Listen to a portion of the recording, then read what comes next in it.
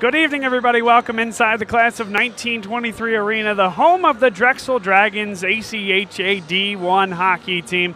Bob Long here for the Drexel Hockey Network, and we have, in many ways, one of the biggest games of the year. Drexel against Westchester, an ECHA matchup between two of the top teams in the league. Really, for the last few years, we think of this as a stool with three pegs, the ECHA. Drexel, Navy, and Westchester, three teams all vying at the top of this conference, and most recently William Patterson has come in and provided kind of that fourth leg as well. But Westchester, Navy, and Drexel have fought head-to-head over the last few years, and Drexel, each of the last three, has been the team to represent the ECHA on the way to Nationals, which will this year take place in Dallas. While last night, Drexel traveled down to the Naval Academy, and Navy, behind 58 saves on 59 shots, took down Drexel 2-1, putting the first loss in the loss column for any of those three teams in ECHA play. Now Westchester comes into town, into Philadelphia, looking to throw another dagger into the hearts of this Drexel hockey program. Drexel's going to need this one in order to stay in the mix, in the race, and not drop two games back in the loss column from their two rivals, as mentioned, Navy and Westchester. So this is one of the games that you look forward to, that you tab on the calendar, that you circle and look forward to. And we'll see what this Drexel team is able to do here tonight. I think there's going to be some jump in their step, knowing that in some ways this is an early season test that could have far-reaching implications over the rest of the year. Westchester, on the other hand, unbeaten in ECHA play, I should say, and they have a 4-0 record in that stint. They are 25 in the country in the top 25 rankings. Drexel, number 22. Not much more to say than that. It's a great matchup between two rivals, both in the top 25, national powers with potential postseason implications on the line. It's going to be a good one. We still have a few minutes towards until we get the puck drop. It will be a little bit late here tonight. It was scheduled for 7:40. I would anticipate it more in the 7:55 time frame. We're going to play an interview that we did earlier this year before the season with head coach Kyle Soldie. Stay with us, and we'll be right back. Here with head coach Kyle Soldie on the Drexel Hockey Network. Kyle, another great season last year, all the way to the national tournament, and one heck of a fight against Oklahoma in that first game. Tell me about 2019-2020, what the expectations are, and what you guys learned from last year's campaign.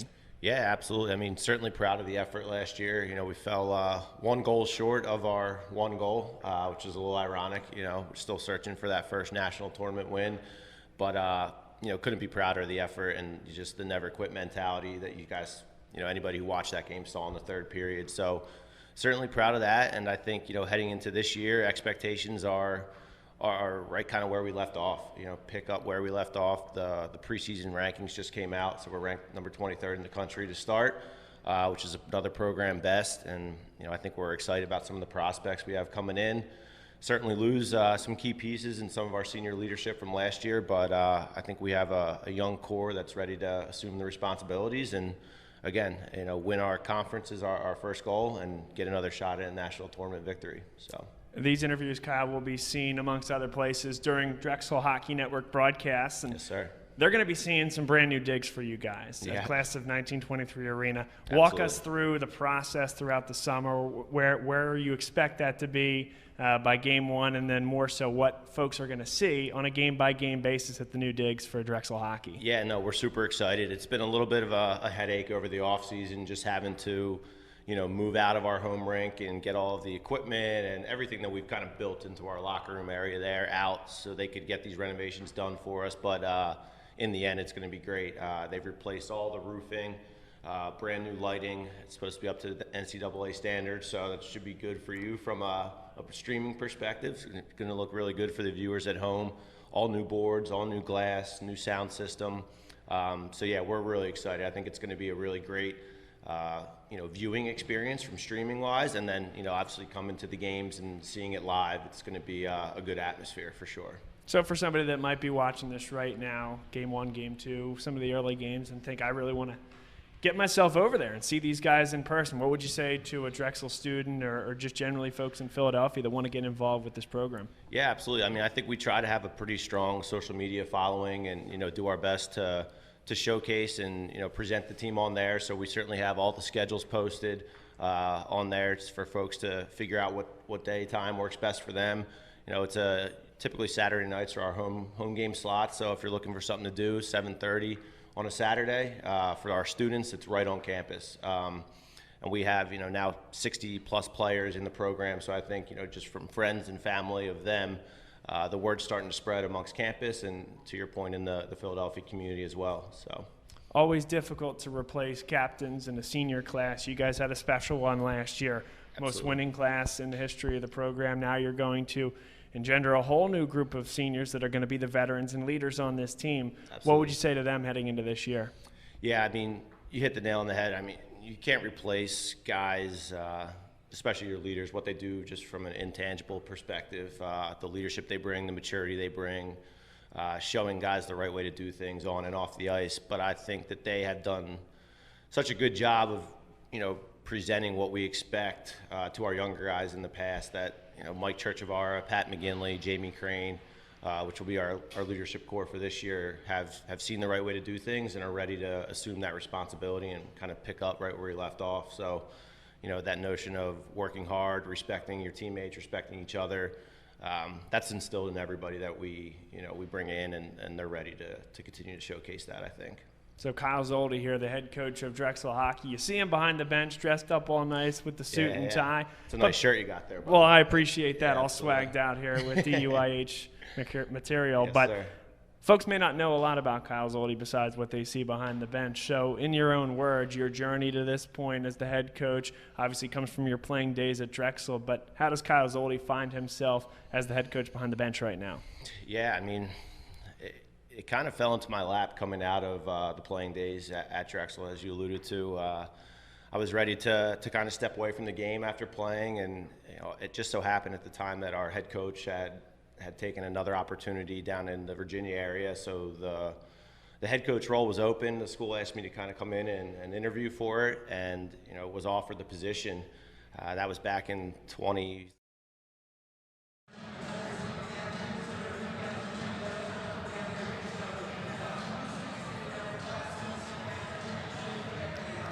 Welcome back inside the class of 1923 arena. Bob Long here for the Drexel Hockey Network, and we're looking forward to this one between Drexel University and Westchester. As we mentioned in the open prior to that interview with Kyle Soldie, this is a big game early in the season. This was a weekend that Drexel had circled in their calendar as their two most formidable opponents in their league, Navy, Westchester. They have to play back-to-back. The first one, a heartbreaking 2-1 loss that they outshout Navy 59-22. Now, time to turn the page on that, get it back against Westchester, and Westchester trying to maintain their unbeaten ECHA record and improve their ranking from 25 on upward in the ACHA top 25. This should be a great matchup. Looking forward to seeing Tiernan Senegan for Westchester, their leading scorer and leading point getter.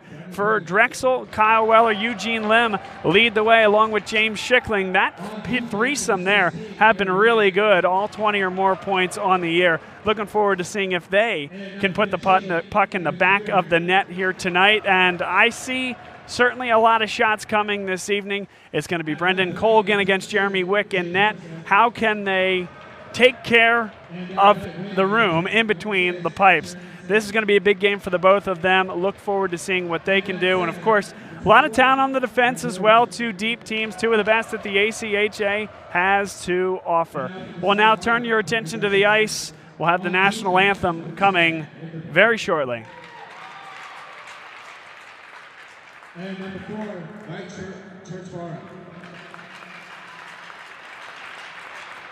At left wing, number 8, Aaron Carmichael. At right wing, number 9, St. Reynolds. At center, number 17, Kyle Weller. And in goal, number 35, Jeremy Wick. Now, please rise and move your hats for the playing our national anthem.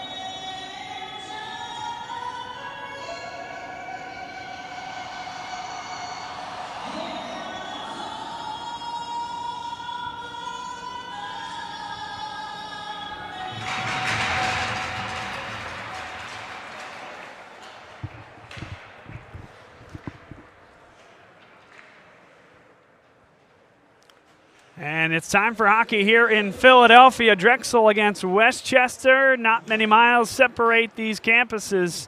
Not a lot of love lost from these two traditional rivals. Once again, Bob Long here for play-by-play on the Drexel Hockey Network. Mike Crisafulli is our man on camera this evening. So excited to be with you for this great test at the ACHA D1 level. One last look inside the huddle. Head coach Kyle Soldie giving final instructions to his guys as the starting lineup heads out onto the ice. Zane Reynolds, Aaron Carmichael, Kyle Weller up front. In the back, Mike Churchvara defensively. And Nick Urbani. Jeremy Wick in between the pipes. It'll be Brendan Colgan in net for Westchester. And we are underway. Drexel in the home gold, Westchester in the road purple with the gold stripes across the shoulders. Drexel works it up into the neutral zone. It's flipped back deep by Westchester. One touch here for Jeremy Wick. Nick Urbani back behind the net, plays it for Mike Churchvara. Churchvara carries it, bangs it off the wall. Good pass there for Zane Reynolds. And that's going to be offside, as Reynolds whiffed on the first, and as a result, Carmichael couldn't keep his momentum from heading into the offensive zone. Here's another look at the settle here from Reynolds. It's going to be this whiff here on the outside of the screen, and Carmichael could not hold that back skate up. Cleary sends it across for Westchester, touched up there, but Churchvara has it now. Pumped back into the neutral zone with it now, Tiernan Senegan. Senegan, 8 goals, 12 assists on the year for 20 points. Here comes all alone, in on net. Churchvara pulls him down. It's going to be a penalty for Drexel. Not much they could have done, however. Goaltender off the ice. A shot comes wide. Didn't hit anybody, went to the backboards. Drexel now does get a touch with 19 minutes, 2 seconds left in the first period. Jacob Horacek, the leading scorer, with 21 points coming into this game for Westchester, came in all alone, and Churchvara had nothing to do but pull him down and prevent the scoring chance. Drexel caught with the equivalent of what you'd see in soccer as a high line, and Horacek came right to the blue line, corralled the puck, and brought it forward and had a one-on-none. So now Drexel, having avoided for the time being a clear goal-scoring chance, suffered a penalty because of it, and now is a man down for the next minute 40. And Westchester brings the puck free. This is Derek Samedi dropping it back for his defenseman, number 16, Harry Lane. Lane holds it back behind the net, and here comes number 22, Michael Rorty. Rorty, good move into the offensive zone, drops it back at the top of the circle. Here's a shot and a save there by Jeremy Wick. That came off the stick of Ryan Vogt. Good work there to create that shot. A really good carry by Rorty. He's going to set essentially a little pick, drop it back. And Vogt takes the shot, but Jeremy Wick out there strong to cut down the angle. Two good chances early, however, for Westchester. Nick Urbani pancaked into the backboard. Sent around to the point here. Senegan sends it right across. Cleary with a shot that comes right in, and Jeremy Wick makes another nice save. So Wick is being tested early on. He's faced 2 shots. Drexel took a penalty on what would have been a third. A one-timer coming right across the middle, and a nice job by Wick to make that save. Now this one's at the dot. Westchester keeps it in. Senegan plays it across nice. From that other dot, it's right in front. They scramble forward in front. Jeremy Wick has it. And we get a whistle, some pushing and shoving after the whistle. Westchester with great opportunities on this power play. Touch pass. They tried to tap it right by Wick on the deflection. It popped up into his glove.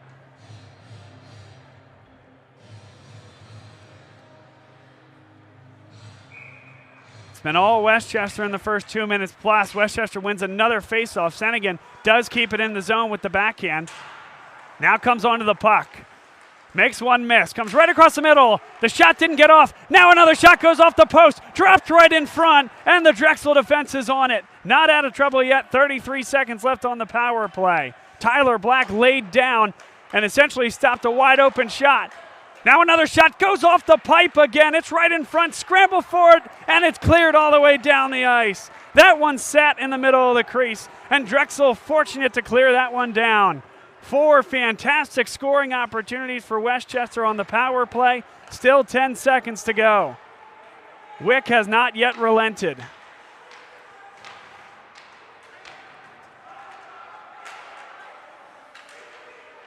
Now a stick is loose. It's cleared down the ice. And back to full strength for the Drexel Dragons.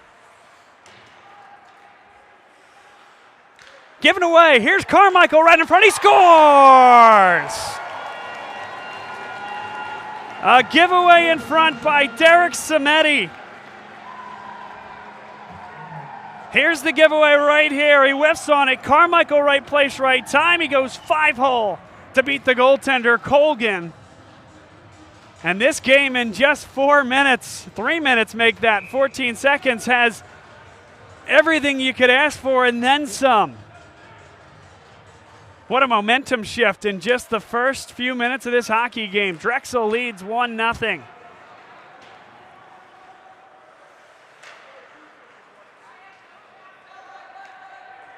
And this one, Drexel another opportunity. McGinley taken down, no call. McGinley can't believe it. Kyle Soldie, and now a penalty is called. Came from the other side of the ice. The official that was essentially backed by Jeremy Wick made the call. Michael Crowley goes to the box. And boy, how this momentum has turned in just a minute. Drexel with a man advantage for the next 2 minutes or until a goal is scored by the Dragons. Aaron Carmichael at the near side dot. Wins the faceoff back to Churchvara, played right across. Churchvara gets it back. Churchvara over for Aaron Carmichael, and it'll go below the goal line. Back to the point and kept in. Carmichael with possession. Tried to skip it across the ice, and it's intercepted there. Here's Tiernan Senegan, and Senegan will feed it down the ice and chase after it. Trying to burn some time. Churchvara, such a great skater, plays it past the one golden ram. Now across into the middle. Zane Reynolds couldn't keep it in, but now Carmichael with a shot right into the catching chest area of the goaltender, Brendan Colgan. 1:23 to play in this power play. 15:50 left in the first period. It's 1-0 Drexel. They remain on the man advantage.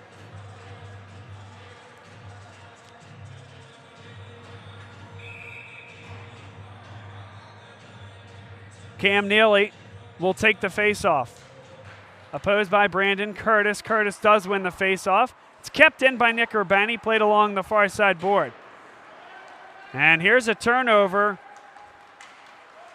Westchester comes the other way. It's poked away. Joey Kubachka able to get it back, feeds through. Turning on it though, Drexel, a nice play by Urbani, played one more time by Hagan.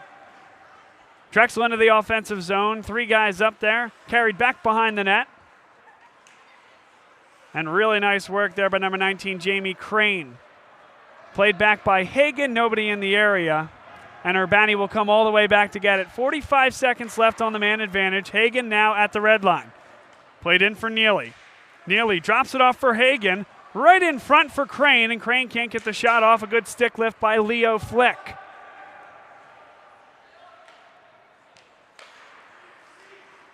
Hagan plays it forward. A misplay there and a clearance for Westchester. One-on-one coming through. A good poke there by number 10, Nick Urbani. The long pass comes all the way down, and that will be an icing. An ambitious pass that time from the defenseman, Nick Urbani.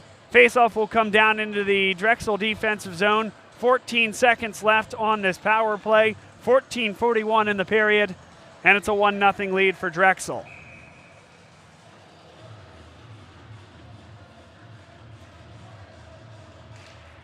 Face-off controlled by number 13, Ryan Vogt. Back to the slot, and that one was deflected on its way to goal. Jeremy Wick makes a nice save. Now carried forward by Hagan, who will now come to the bench. Kyle Weller carries it in amongst 3 defenders, plays it back to the point. A shot right in front. That one went wide. He was looking for Zane Reynolds coming in. Tip drill there, and it was executed beautifully. Just couldn't quite put it on net. Now 3 Drexel Dragons scramble for it. On the forecheck, referee is going to blow it dead. 14:12 to play. Everybody's full strength at this point.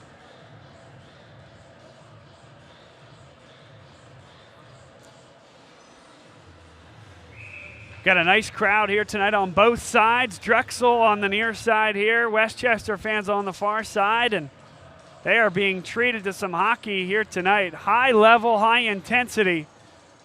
Both teams that know this game means a little something in the ECHA. These are likely 2 of the 3, maybe 4 teams that realistically have a good shot to be in this thing by the time March comes around. Played in here by Westchester. On at number 3, Connor Kurzenabe. Michael Rorty is in there on the forecheck for Westchester. Westchester still fighting for the puck.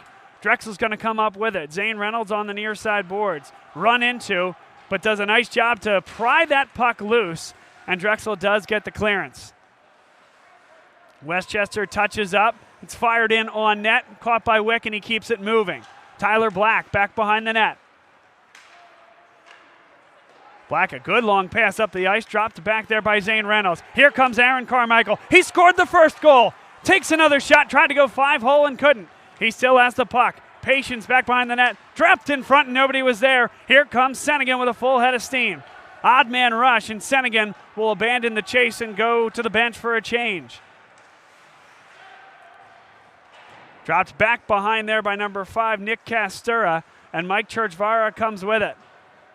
One of the best skating defensemen in all the ACHA. He's been doing it for a long time here for Drexel, and you feel like when he has the puck on his stick, things are just a little bit calmer. Castura flicks it high. It's brought down there by James Schickling and dropped right back in by Westchester.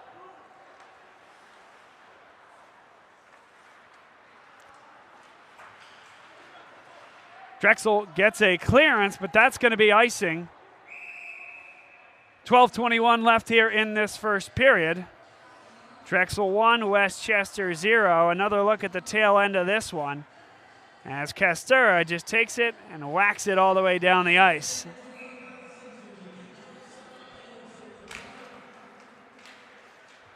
Face-off controlled eventually by Drexel. Played off the sideboards by Castura and dumped back in by Westchester. Now we get a stoppage, and the face-off will come outside the circle with 12:13 to play in the first period.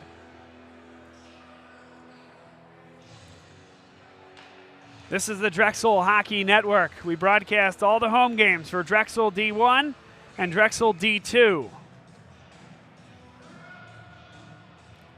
Drexel's gone to nationals and represented the ECHA at the ACHA National Tournament each of the last 3 years. Westchester unbeaten, 0 in the loss column in ECHA play, and number 25 in the country. Drexel with just the 1 loss. It came last night to Navy.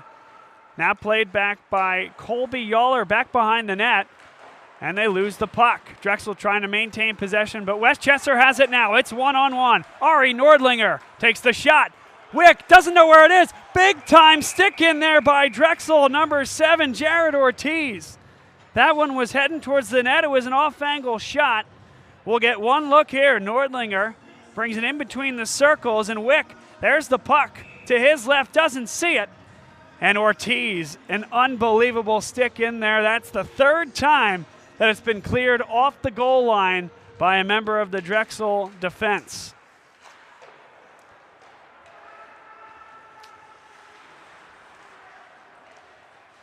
This one flicked high and out of trouble to come up well short of icing. Back to get it is Harry Lane. Lane corrals it back behind the net, plays it up the ice. They're going to wave off icing as that goes through the legs of Brett Coleman. Wick plays it. Coleman will get there. Popped up high. In there is Jamie Crane as well. As a member of Westchester loses the stick, that's Tyler Johnson.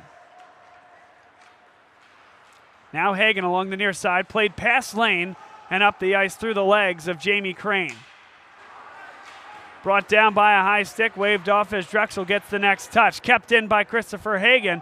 And it caught an odd spot on the board. Popped right in front. Wyeth Kuhl tried to keep it in, but it is batted away by number 9, Tyler Johnson. And he'll go to the bench for Westchester. Weller plays it up on one touch. Christopher Hagan plays it back behind the net for Drexel and comes to get a change. 10:31 to play first period. Drexel 1, Westchester 0. Both teams at full strength. In the neutral zone, it's a fight for it, and it's just wrapped back behind Drexel's net. An odd bounce off the sideboards, and the Dragons have it. Michael Crowley turns on the puck for Westchester. Kyle Weller back there just to badger the least bit. A long pass is touched up, and we'll head to the backboards. Tiernan Senegan is back there. Now dropped right in front, and Jeremy Wick got the stick on it. That was a dangerous pass low and on the ice as a member of the Golden Rams came to the strong side. Now right in front, Carmichael nearly had another chance on the doorstep. Zane Reynolds is in there. He's created multiple opportunities here tonight. Nick Urbani on defense with Churchvara. Churchvara plays it up. It's touched there by Kyle Weller, and now he'll come to the bench. Nathan Runk just onto the ice, along with Nick Vastura. Make that James Schickling, number 21. That one's kept in for the time being by Churchvara, and it is. Falling on the play was Crane. Schickling in there. He'll muscle it down below the goal line. He's so good back there. Now Pat McGinley, the captain, keeps it in. Schickling right in front. He has the puck. It's sent right in front. They tried to spin on it. Now one more shot deflects before it gets to the net. Back in front. Drexel looking for a shot. Tried to play it back to the point, and now the net came off the mooring, so we get a stoppage with 8 minutes and 55 seconds left in the first period. There's the deflection there from Westchester, and at the tail end of it, you're going to see the net come right off the moorings. We get the stoppage, but great scoring opportunities here for Drexel. Just the 4 shots that are registered. There's another shot, goes blocker off Colgan. Right in front, can't get the shot off, kept in the slot, backhanded forward. And it does come out to the neutral zone. A nice clearance there by Ryan Vogt for Westchester. And a member of Westchester's team is down, Leo Flick, as he struggles to get to the bench. Perhaps a scoring opportunity here for Westchester, but instead they're going to get a full change. All but the one who hung on that puck. He was looking for help, and all of a sudden, there was none to be found. Drexel turns the other way. Nice long pass there by Christopher Hagan. Popped free by Jamie Crane, who will take it below the goal line. Drexel in on the forecheck. Muscling for the puck, Cam Neely. Brought across. That shot goes wide. Christopher Hagan back behind the net. Sends back towards the point. What a keep by Churchvara, but only momentarily. Here's a 2-on-2. Westchester the other way. That pass well behind number 18, Arlie Norlinger. And a penalty is going to be called. Pretty clear cross-check coming up here. A 2-on-2 upcoming. And it's going to be Churchvara delivering the cross-check and heading to the box.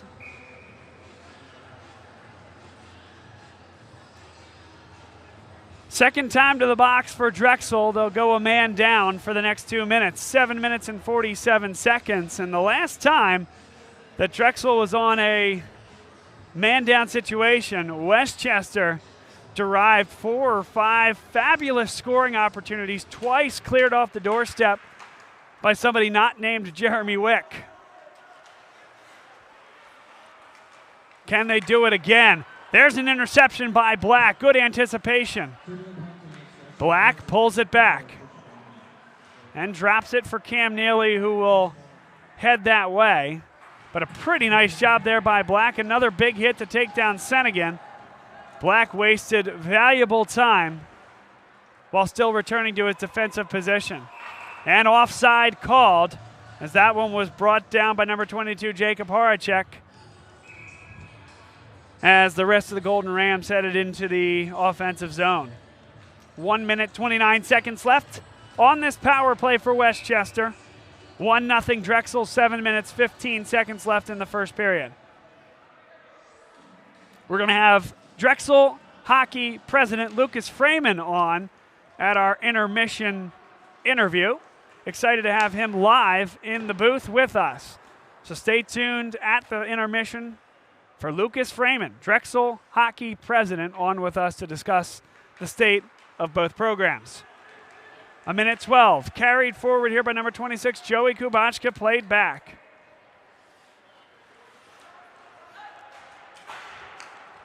And here comes Tiernan Senegan, played across. Here's a shot, it went wide.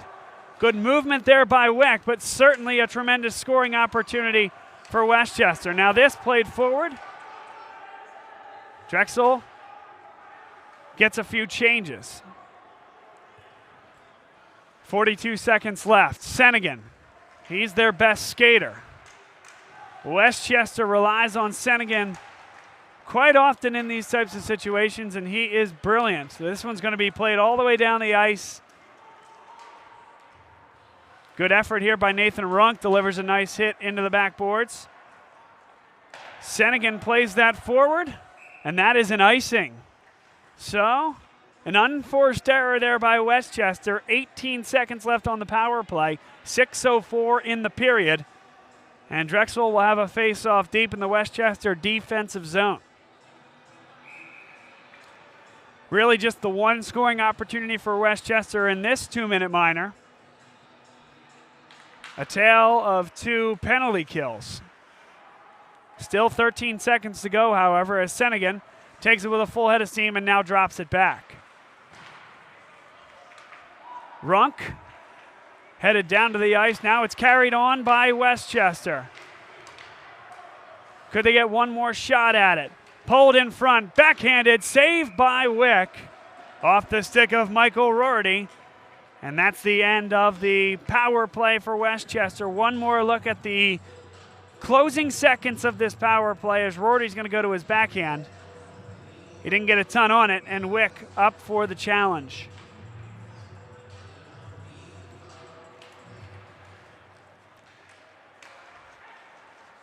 Westchester back behind the net. Dropped it right in front. They can't get the shot off. Now a second shot does come, and it's saved by Wick. Came off the stick of Aiden Smith. Didn't get everything he wanted on it. But they're dumping pucks deep, fighting for possession. This pass is just going to come behind number 9, Tyler Johnson.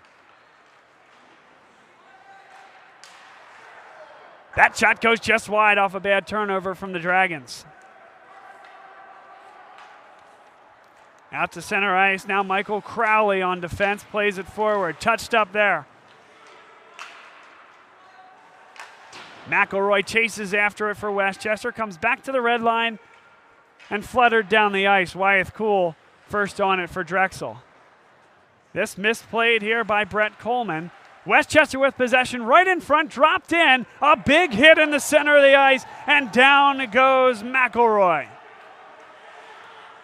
Carried in. Kyle Weller, I should say, searching for the puck, brought down by Schickling. Kept in. Here's Weller turning with it. Top of the circle. Takes the shot. A big save. Weller gets it back. Another shot. That's deflected. Goes just wide on the weak side, and a big block comes there from Westchester. That would have been a great opportunity on the weak side doorstep. Jeremy Wick now plays it back behind the net, and Drexel with possession. 4:20 to play first period. Scoring chances abound here in this ECHA matchup. Two of the teams that we expect to be fighting for the national spot, the automatic qualifier out of the ECHA regular season title race, going at it here this evening. Castura will touch it forward. Colby Yoller first to it for Westchester, hounded all the way by Castura. Now it'll be Kevin Cleary. Cleary backhands it high. Kept in the zone by Drexel for the time being, and now it will be cleared. Nick Urbani got a stick on it. Leo Flick is in there for Westchester. Churchvara plays it forward calmly, but now given right back by McGinley. McGinley, a nice hip check there, and here comes Urbani the other way. 4-on-3, Urbani carries it forward. Dropped off in front, a nice job by Westchester defensively.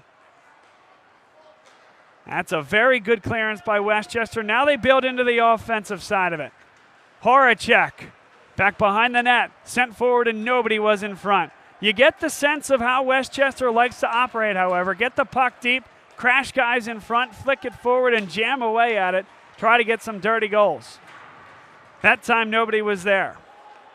Michael Rorty chased after it. Tyler Black back to get it for Drexel. A nice pass down the ice for Hagen, who touches it up and will chase it back behind the net.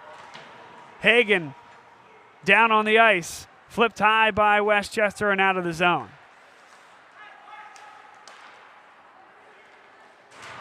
Big hit there. Jamie Crane was trying to flick that puck forward for himself and got distributed into the boards. Now a shot. Saved there by Wick and rammed into. We'll get a stoppage here with 2:28 to play. Shot came from number 22, Jacob Horacek. A misplay by Black, and Horacek had it 1-on-none. Wick stays strong on that near side post.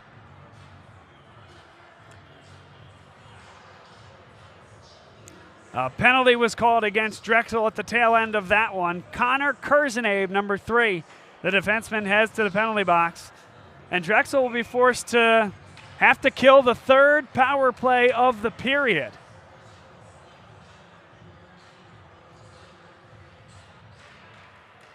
Face-off won by Westchester. Senegan has it at the point. He's going to whip it around the backside. Horacek was back there, as is Leo Flick. Flick has it now, and now Horacek plays it for Senegan. It will get all the way to him. Circles at the point. What a great distribution across the ice. Dropped back below. Leo Flick is in there. Played back to the point. Here's Kevin Cleary there. He misplays it, and it's out of the zone. So an unforced error by Westchester. Drexel will certainly take it. Senegan at the point, and they'll resettle it. Patience from Westchester. Senegan, a great pass. Comes right across. Dropped in front, and a great stick lift on the other side by the captain, Pat McGinley. Big hit on the other side of the ice. Here comes Westchester with one more look. Shot comes right on, save made by Wick. Westchester with patience. Coming across for Cleary. Dropped back for Kubachka. And now Cleary. A great pass to the dot. Cleary gets it right back. That shot is blocked by Mike Charchvara. And a stoppage. Stoppage on the ice with 1:08 to play. Charchvara comes up huge with that block. Diving right in front, and there's the tail end of it. He's the one just getting up now as he laid his body on the line. 40 seconds left on the penalty kill here for Drexel. 1:08 to play in the first period. It's a 1-0 lead for the Dragons.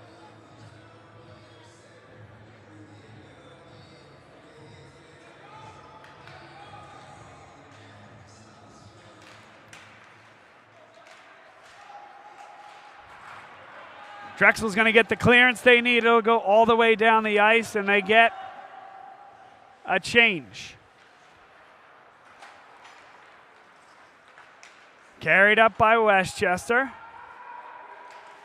Wyeth Cool gets a stick on it, as does Schickling. Excellent play by James Schickling to tap it to the boards. Let the ram fly by. And backhand it down the ice. 9 seconds left. There's a shot right on, saved by Jeremy Wick off the stick of Ari Nordlinger.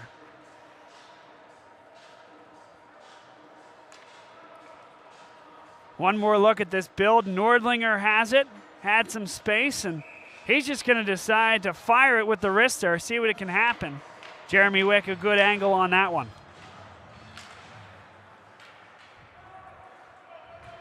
And with that, the penalty expires, perhaps an opportunity to get it down the ice. But Drexel will settle for a clearance. 20 seconds left in the period, 1-0 lead for the Dragons. This one flipped high into the catching glove of Jeremy Wick. 13.9 seconds to play in the period.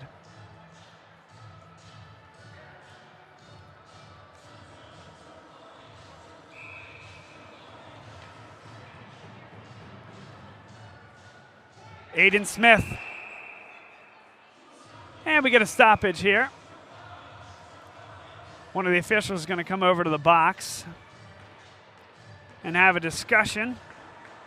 So we have a quick stoppage, and now we're back. That official did not look ready for play, but play nonetheless we will. Big hit there.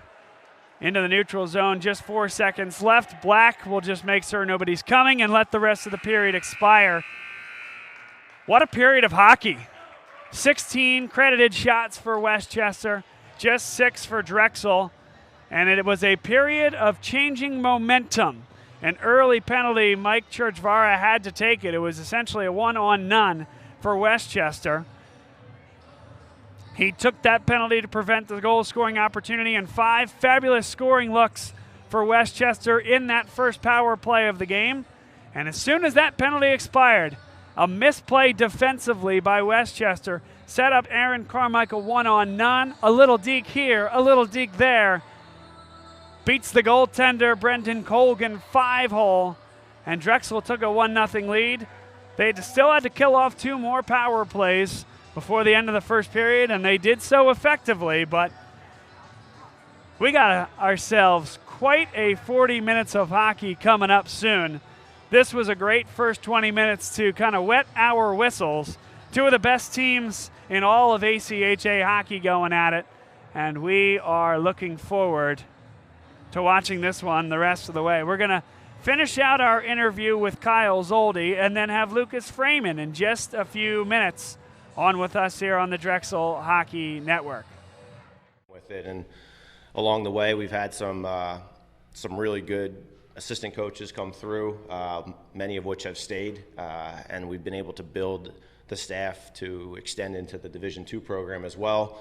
We have a really strong presence of alumni that have come back and wanting to devote their time to coaching and continuing to grow the program, which I just think speaks volumes, right? That they want to come back and give back after their playing days are up as well. So yeah, 7 years later, here we are.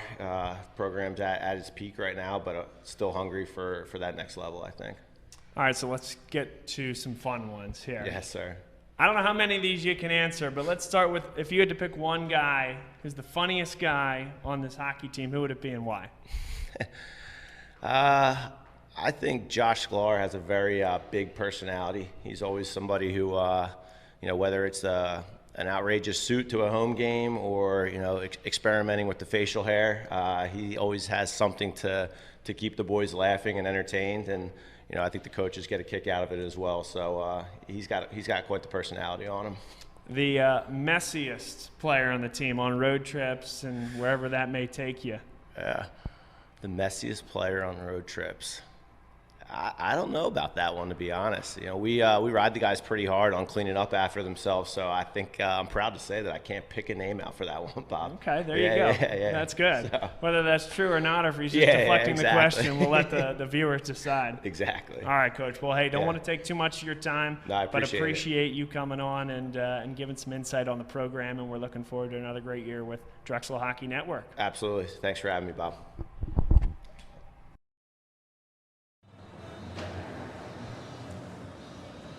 Welcome back, everybody, inside the class of 1923 arena. It is the first intermission, and it is time for our interview of the day, and that is our man, Lucas Freeman, the president of the Drexel hockey team. Welcome to the broadcast booth. It's great to have you, and I want to talk to you about the program and kind of your journey to this spot and what you see for the rest of this year. So let me start with this, Lucas.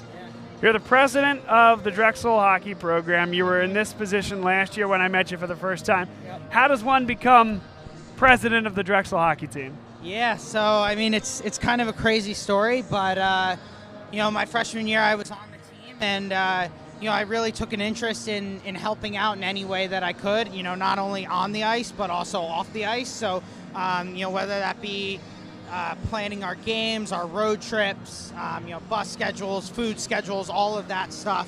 I really took an interest in kind of helping out in any way I could, both on and off the ice.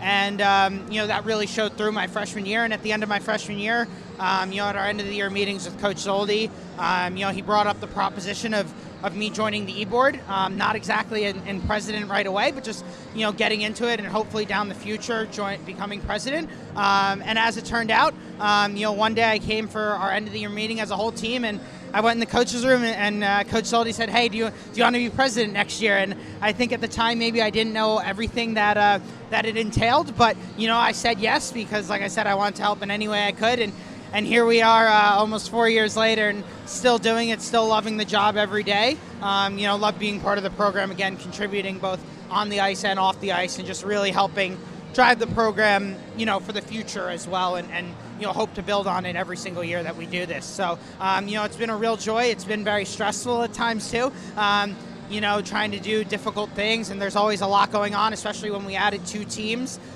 2 years ago. We went from 1 team 30 guys to 2 teams 60 guys, and but it's all been a great experience. I've learned a lot about leadership and time management and just so many off the ice memories that I wouldn't have had if I didn't do the role. So it's been an absolute pleasure, and I'm looking forward to hopefully closing out strong over the next 4 or 5 months. So That's great. Well, I like to ask about what's a day in the life like, so I will ask you that, but my personal favorite question is, what's a stressful day look like for the president of the Drexel hockey team? Oh man, a stressful day, usually looks like there could be 10,000 things going on. Sometimes there are 5 different email stream threads going back and forth. We're trying to order apparel, we're trying to book a hotel for a road trip. At the same time, we're trying to redo our social media content. And, we have a great team in place right now with our e-board and our managers that, are really taking great strides forward in all departments. And, they're all trying to do their own things. And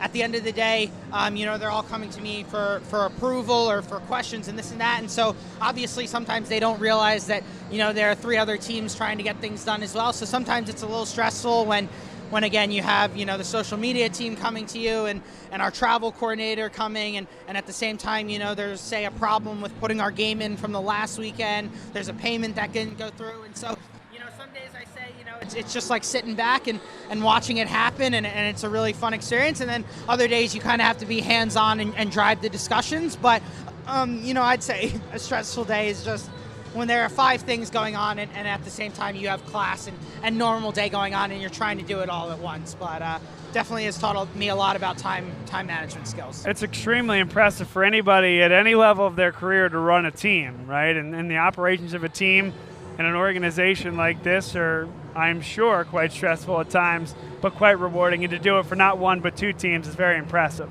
Absolutely, yeah. Like I said, we did it for 1 team, or I started off as 1 team, did that for 2 years, and that was a lot of fun. And then, we added the second team. We really saw a chance to expand the program. And, we want to take Drexel Ice Hockey to being a premier place to play across the country. First of all, Philadelphia, we want it to be a college hockey destination within Philadelphia. I think Philadelphia is lacking that team right now. I think we're stepping into that role. And secondly, becoming a national team. And I think that's, bringing both our Division I team, into the consistency of being nationally ranked every single week. Starting to go to nationals, still looking to win that first game, but that's the big goal for this year. And then also bringing our second team up to that level as well. We joined the Mach this year. That was a huge jump up for us in conference, and I think now it's our team finding a different gear and almost breaking through that ceiling of just looking to start winning some of those games. We've been close recently. We're definitely adjusting to the speed of play, but I think we got the guys in the room that we need to start winning games. And, like I said, we just got to start breaking through that ceiling and start winning some games and hopefully bring 2 teams to nationals. I joke around with people all the time. That's my goal, is 60 plane tickets to Dallas this year. So I'm hoping I get to book it, but that's my goal. So that's great. So walk me through then playing and being a manager, because if I remember correctly, you were injured last year. Is that or no? Last year, yeah. No, I've always been a part of the program. Okay. So maybe it's just me calling more of your games this year. It's good to see you out there on the ice, my friend. No, thank you. Yeah, I know last year you didn't do a lot of the D2 games. Yep. This year stepping up to that, but no, I was with the Division I team for 3 years, and then when we started the second team, I've been with the D2 team now for this is my second year. But it's been a great experience. I think, like I said. Sorry, I think we're struggling with a little bit of the volume. Make sure we get that. All right, keep that nice. All right, I'll keep it nice and close to me here. Hopefully, you guys can hear me now. Yes. But yep, I was saying I played with the Division I team for 3 years, and ever since this Division II team started, I've been a part of that as well.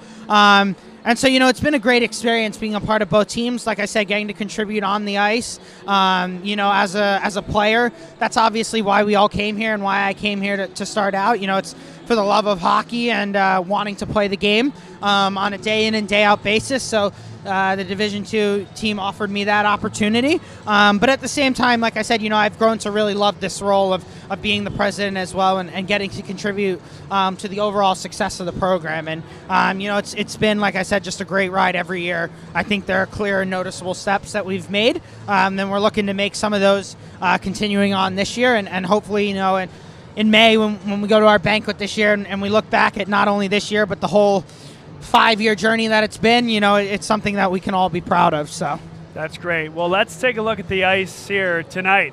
Yeah.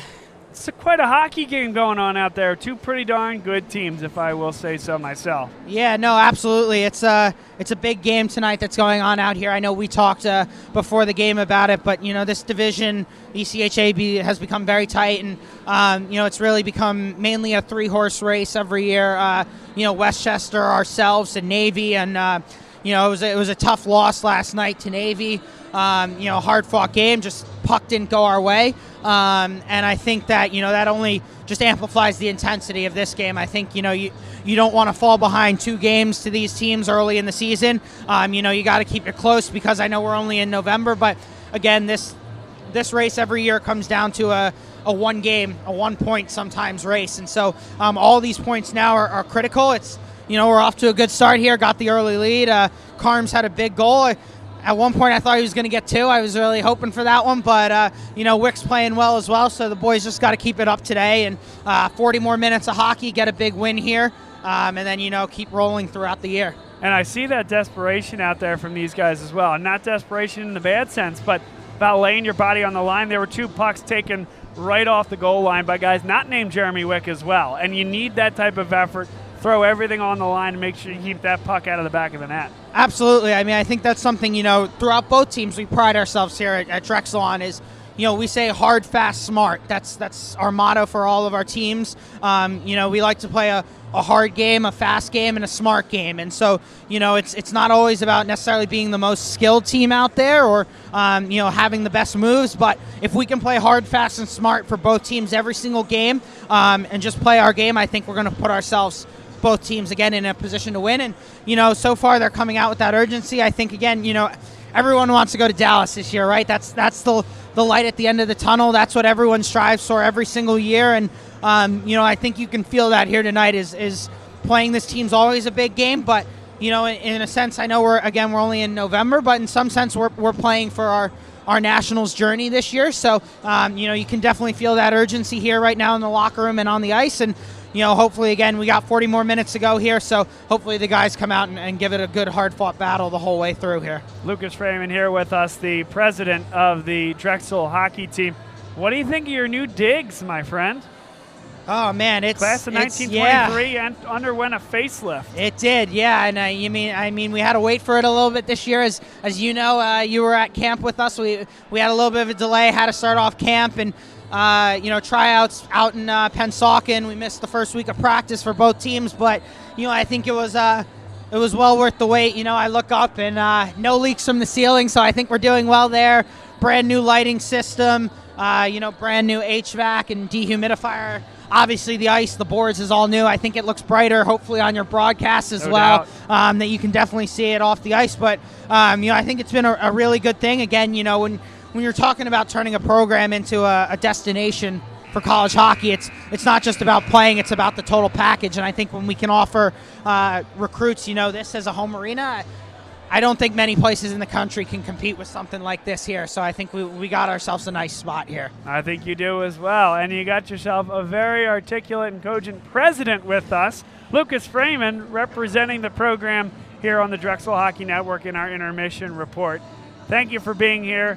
We'll let you get back to watching this one. I hope you're having as much fun as we are up here. This is some good hockey going on. Absolutely. Thanks for having me. Always a blast coming on with you. And go Dragons. Hopefully we pull this one out here. There you go. Once again, Lucas Freeman, the president of the Drexel hockey teams D1 and D2. We'll now take you back to the ice for the beginning of the second period.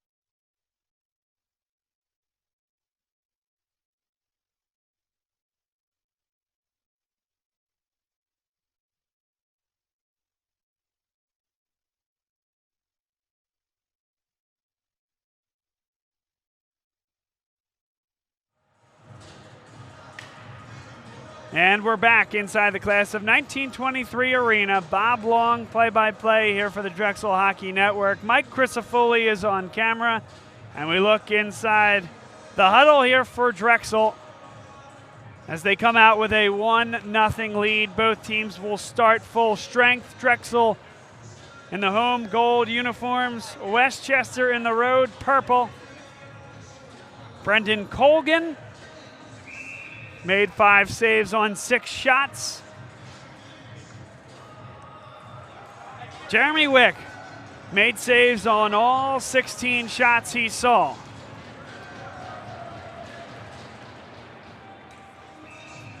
And a false start as we're about to get started here. Michael Rorty in the face-off circle against Pat McGinley.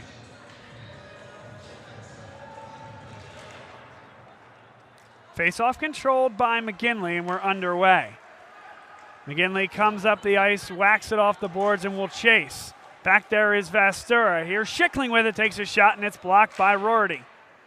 Popped high into the air, and here comes Westchester. Amongst 4 Drexel Dragons, they'll have to touch up. Senegan overruns it so that there is no offside. Now with a touch-up, Senegan Launches it high. Would have been a hand pass, but Drexel gets the touch. Schickling backhands it forward. Intercepted by Tiernan Senegan, who has been just about everywhere tonight for Westchester. Churchvara comes right behind the net, and here he comes with a full head of speed. Doesn't have any numbers, and is poked away from behind. Leo Flick came away with that. And Westchester comes back the other way to the red line, flicked forward. That one will go wide. It would have been a delayed offside. Was a delayed offside, I should say. So Westchester popped back. Along the near side boards, Ryan Vogt turns with it. This is Leo Flick with a shot from an off angle, saved by the catching glove of Jeremy Wick. Made it look good, too, as he brought that one high after the catch to show I got that puck clean. Here's one more look. The shot from Flick and a big save from Jeremy Wick.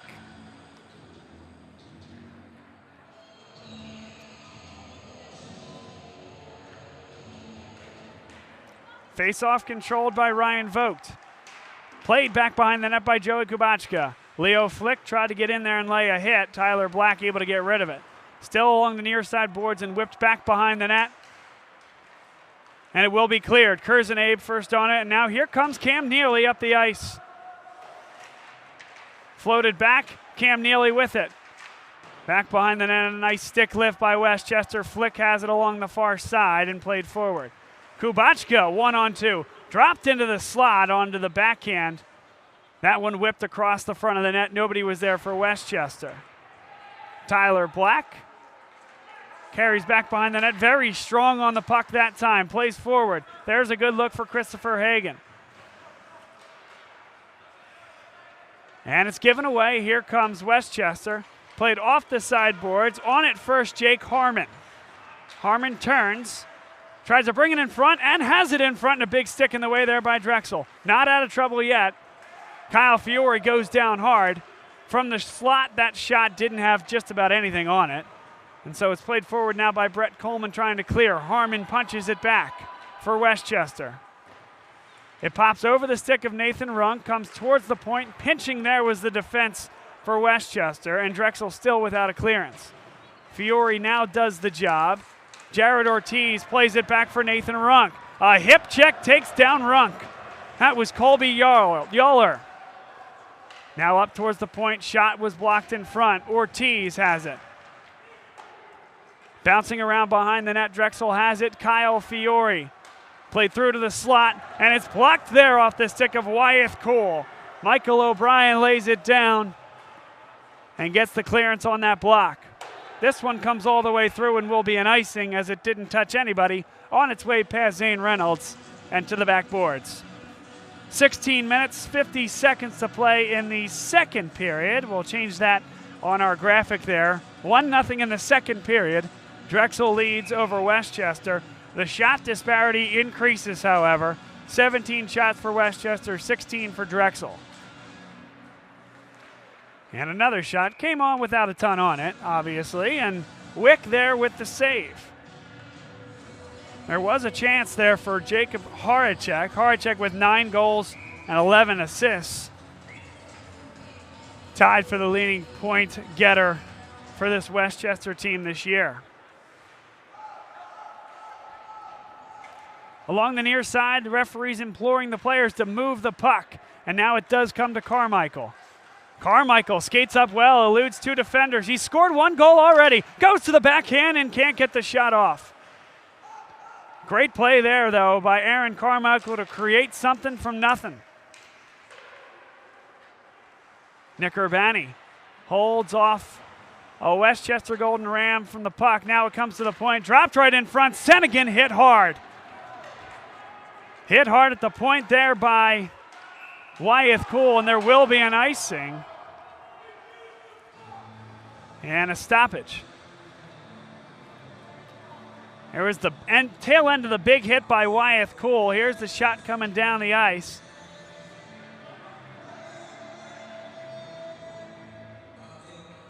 Drexel coaches thought Drexel had won the race. Kyle Soldie and co. have a little something to say to the officials. And now I think they're going to call that off. bring this face-off to center ice with 16 minutes, 5 seconds left in the period. So perhaps the discussion between the officials might have been induced by Kyle Soldie and that coaching staff. Nick Urbani hit into the backboards by Leo Flick. He's been aggressive and physical here tonight for Westchester. Carried forward by Zane Reynolds. He'll flick it high, and skating onto it is Aaron Carmichael. He does get there first. They have it back behind the net, Carmichael. He's had a great game thus far, and that flick could not get back onto the stick of Weller. Here comes Kubachka. Kubachka, big shot. On the weak side, can't get the follow on net. Nice job by Kyle Weller to dispatch of that forward for Westchester to prevent the scoring opportunity. New line on the ice for the Dragons. That one hit the official. He goes down, as does a member of the Westchester team. And now coming the other way, Tyler Johnson, who feeds it back behind the net. First to it, number 20, Stephen McElroy. Now Drexel comes onto the puck. Turning with it now, number 5, Nick Castura. And it is fed up the ice. Pat McGinley plays it back for Churchvara. This is James Schickling backhanding it back behind the net. Castura tries to get there first. It's sent off the boards by Colby Yoler, and here the other way comes Johnson. Johnson again sends back behind the net. Stephen McElroy first to get there. Dropped in front, looking for a backhand. Nice job by the Drexel defense. Here comes Tyler Black the other way. It's 2-on-3. Dropped back for Schickling. The shot. Oh, it was off the blocker. That shot from an off angle came right in front, off the pad of the goaltender Colgan. Jamie Crane, good work back behind the net, keeps the puck. And whips it back below the net. Castura hit hard, taken off the puck well. Here turns Colby Yoler. Yoler off the boards and out of play. 13 minutes, 58 seconds to play. The shot disparity is now 13 in the favor of Westchester. Drexel Dragon is down on the play below the goal line.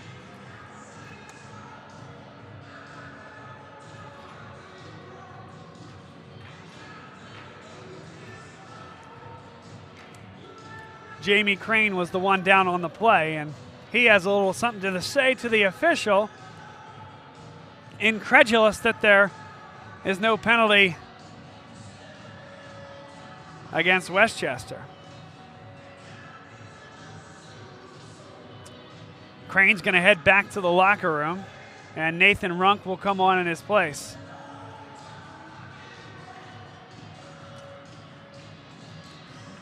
And you see the officials at the top part of your screen sending some shaved ice into the corner. Crane's stick, or I should say skate, got stuck in the boards over there and created a bit of a crevice, so they're going to pick up some of that shaved ice as well, dispose of that,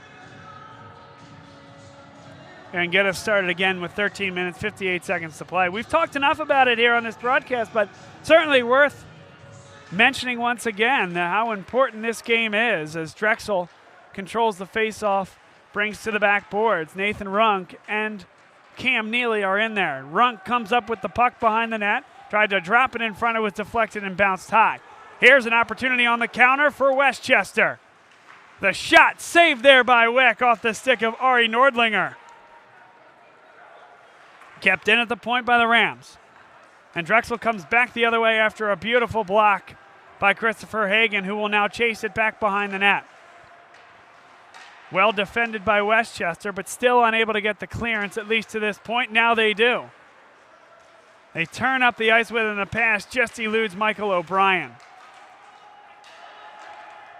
Cam Neely, great work. He'll take a shot that was deflected well before it got to net. But Drexel working hard on the forecheck, creating opportunities.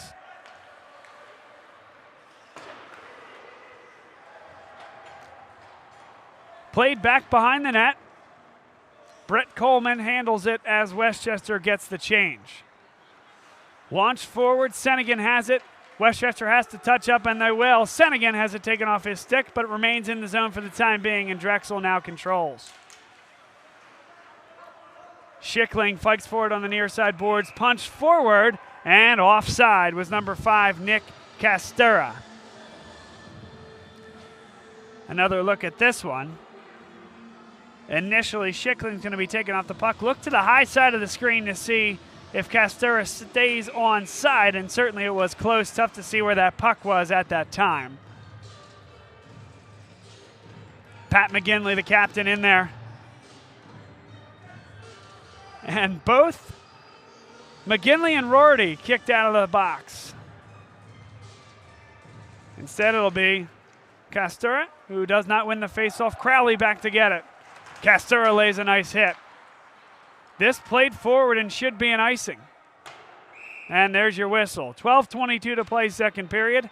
It's a 1-0 lead for the Drexel Dragons. But the ECHA is one of the more competitive leagues across the country, and over the last 3 years, it's been 3 teams at the top. Drexel, who has advanced to nationals each of the last 3 years. The Naval Academy, always right there, and then Westchester. Here's a shot from Zane Reynolds, the save made by Colgan. We'll get one more look at this, as it was a good pass in front. Reynolds may have had just a little bit more time than he took to take that shot. One-timed that one, and the save made by Colgan. Reynolds didn't get as much as he probably wanted to on it. Now Carmichael, who's been very strong on the puck here tonight. It's given away that time by Reynolds. Played back the other way by Westchester. Playing it forward, here's Mike Churchvara.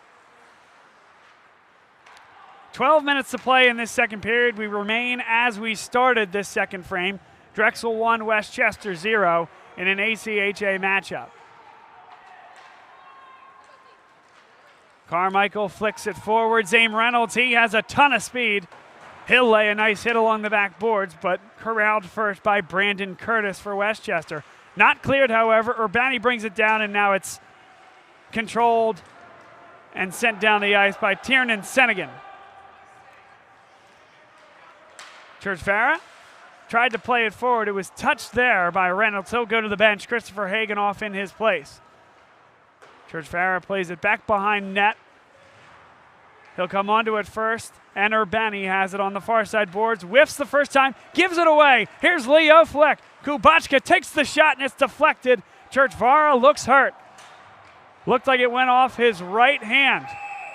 And now a penalty is going to go against Drexel. So the walking wounded here as Churchvara skates off the ice. Right there, he took a big hit with that puck to the right hand, and now a boarding is going to come right there on the top of your screen. So for the 4th time here today, Drexel goes a man down. Their captain, their co-captain, I should say, heads to the bench in pain. The shot went right off his right hand, perhaps inside the glove. Now a shot goes well high. First shot of the power play for Westchester. Kubachka gets it back at the edge of the circle. Played across to the slot. Sennigan, one touch across. Cleary has it now taken down. Very easily could have been a tripping call, but nothing called. Now Nathan Runk wasting some seconds and making life difficult on Westchester as they try to move the puck. This touch forward, Wick thought about coming out to get it. Instead to the backboard, Kubachka is there first, played to the point. And out of the zone as Sennigan couldn't control it across to Cleary. Cleary dumps it and will chase it himself. Leo Flick comes to the bench back behind the play. Sennigan drops down and has it behind the net. Kubachka struggles to maintain and does have possession. This now right in front. Lifted in front, they scramble for it. Wick is on it, and now watch him go at it. Cameron Neely got into it with one of the Westchester players who went down square on his back. That was Kevin Cleary. You're going to see the tail end of it, and that's Cleary going down hard in the crease. And for his troubles, Cam Neely goes to the penalty box, and now Kyle Soldie and TJ Lasik had a few words for that official. But it is 5-on-3 for Westchester for the next 54 seconds. 9:55 to play in the second period. They've had their chances on the power play. Have the Golden Rams of Westchester have yet to deliver. And now at the Drexel bench, Kyle Soldie having a discussion, an impassioned one at that, with the official.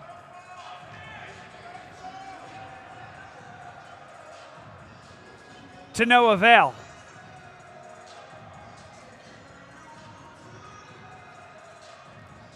Pat McGinley will take the face-off for Drexel.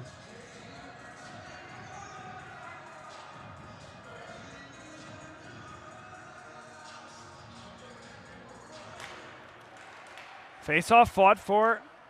Westchester has it. Harry Lane plays it across. A shot comes and it's saved by Jeremy Wick. Tape to tape as it came across the ice off the stick of Rorty.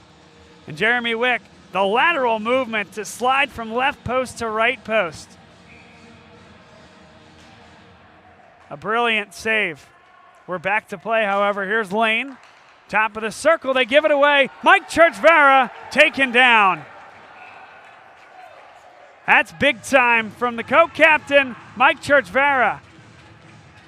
His hand was bothering him after taking a shot square to that right hand just a minute ago. Right back onto the ice. A key interception of that puck, and then a clear tripping call. It'll be 4-on-3 for the next 33 seconds.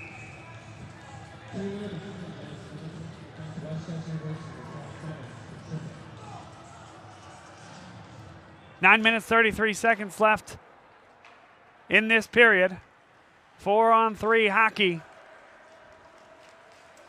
Carried up by Harry Lane. Churchvara guarding Lane. And Churchvara, great job defending that puck, does get the clearance. Jacob Horacek pulls it back. Kubachka plays it forward. Churchvara making life difficult. And it's given away. Here's 1-on-1. That one rolls over the stick of Kyle Weller. But still some key seconds, and now it's 4-on-4. Key seconds elicited from that power play. Tyler Black has it now. Can't just clear it down the ice since there's no more man advantage. Black, aware of that, does a nice job to send that up the ice. And building with it now is James Schickling. Black now joins the race with him. Back behind the net is Schickling trying to play it forward, and Black went to the bench. A fourth member comes on the ice for Drexel. 37 seconds left on the 4-on-4. Senegan blasted off the boards, and that should be icing, and it is. Senegan let that go just a few feet short of the red line. We'll get one more look at it, and an unforced error from Senegan.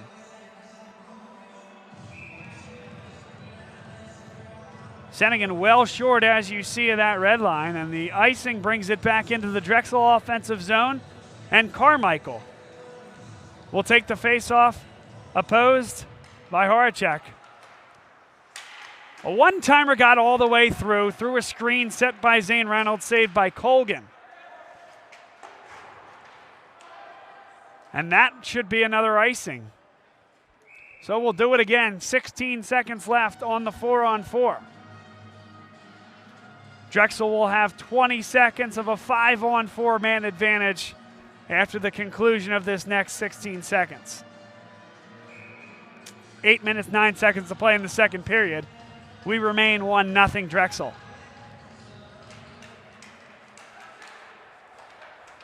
Zane Reynolds, good work back below the goal line. Carmichael in there as well. Comes up towards Churchvara and is popped forward by Horacek. Carried in by Urbani, taken off with a hip check. Played forward, and Westchester was getting a change. So as they could not handle the puck, it'll be Churchvara coming the other way. Churchvara, that shot comes right off the stick of Kubachka. Shot comes through, that was directed wide. Carmichael brings it on, takes the shot through traffic. They jam away in front, and Neely couldn't put it home. Colgan in there on the stop. 5-on-5 hockey. Both teams back to full strength. Carmichael continues to work well back below the goal line and maintain possession for the Dragons. A shot comes right in front and is poked there by Colgan. Urbani keeps it in at the point. Zane Reynolds spins it back for Urbani. A shot goes high and wide. Churchvara pinches up to get it. Sent across was looking for Hagan. This kept in by McGinley, and Hagan now has it at the goal line. That one will come off a deflection into the catching glove of Colgan. 6:48 to play, second period, and now Drexel starting to get it going on offensively. The next, or I should say past, 2 minutes have been excellent for the Dragons in terms of pressure and opportunities. Pat McGinley will come into the face-off circle for Drexel and very quickly be kicked out.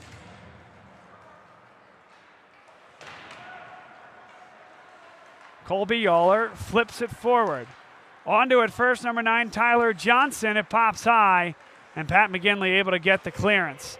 Turned on now, Christopher Hagan, but first to it is Westchester. Played across for number 28, Brandon Curtis. That long pass goes off the stick of McElroy. McElroy, though, chases it down well, first to it, dropped right across, and Jeremy Wick stayed on the net. It came from an off angle, but it came with pace, one that might surprise a less attentive goaltender. And you're going to see Aiden Smith right here just turn on this puck. It'll fire on towards Wick, and he had it the whole way. 6 minutes, 19 seconds to play in the second period. Drexel 1, Westchester 0.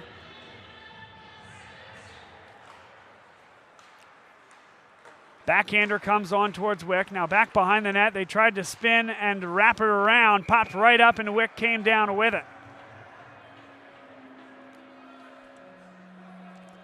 Another look as this one came right on Wick. He elected not to save it, just keep the not to put the glove down, I should say. Now it's going to pop straight into the air, and Wick is going to bring it in.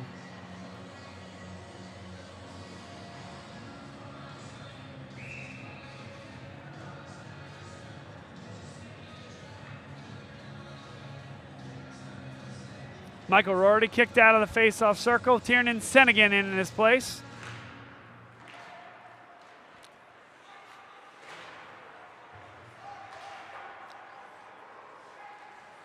Horacek tried to spin it behind off the skate of Black.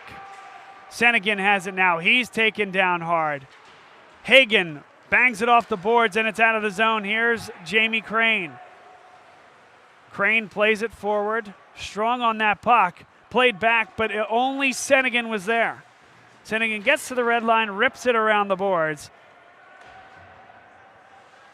Westchester with a change. Hagan filters it wide, up to get it now, Schickling. Nick Castura is in there. Castura is going to get to the puck first. Played back to the point. That long shot comes all the way on, and it was saved by Colgan, up around the shoulder. McGinley back behind the net, taking off the puck. Kurzenabe flips it up for Schickling. He'll play it forward, was looking for Pat McGinley but couldn't. This intercepted. Kurzenabe flips it high. This does stay in the ice. Schickling winds, and it's blocked. Great block there by Jake Harmon, who laid down his body and took one for the team. 4:46 to play.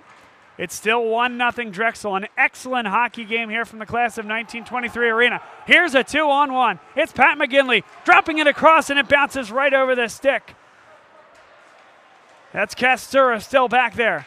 Castura looking to drop it in front. But well ridden that time by the defense of Westchester and prevented that pass in front. Here's McGinley with it back behind the net. Drops it off to the point. Shot was blocked. Comes right on. Schickling. He'll take the shot, and it goes just wide of the post.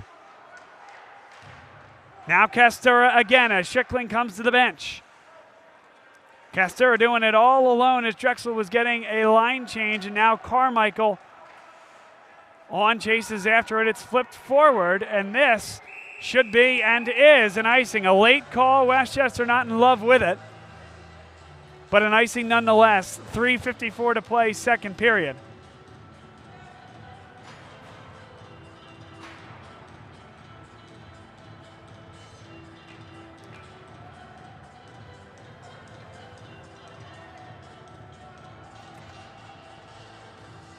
Kyle Weller on to take this face-off for Drexel.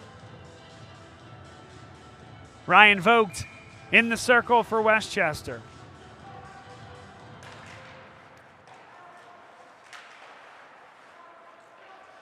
This one flipped high and out of the zone. It will come up short of icing. It's a nice play by Horacek. Long pass there, touched up by Carmichael. Weller chases after it, but first to it will be Colby Yarler for Westchester. Yarler sends it forward, but not out. Zane Reynolds turns and fires, and that was blocked before it got to the net. Sustained pressure here for Drexel. Another block will send it to the far boards. Yarler flips it, again not out. Weller with a shot, he scores! Kyle Weller. An unforced turnover there by Yarler. He banged the stick across the ice, knowing that he gave away a pretty easy look. Right in front, some traffic, and Kyle Weller doesn't miss it. Beats Brendan Colgan to give Drexel a 2-0 lead.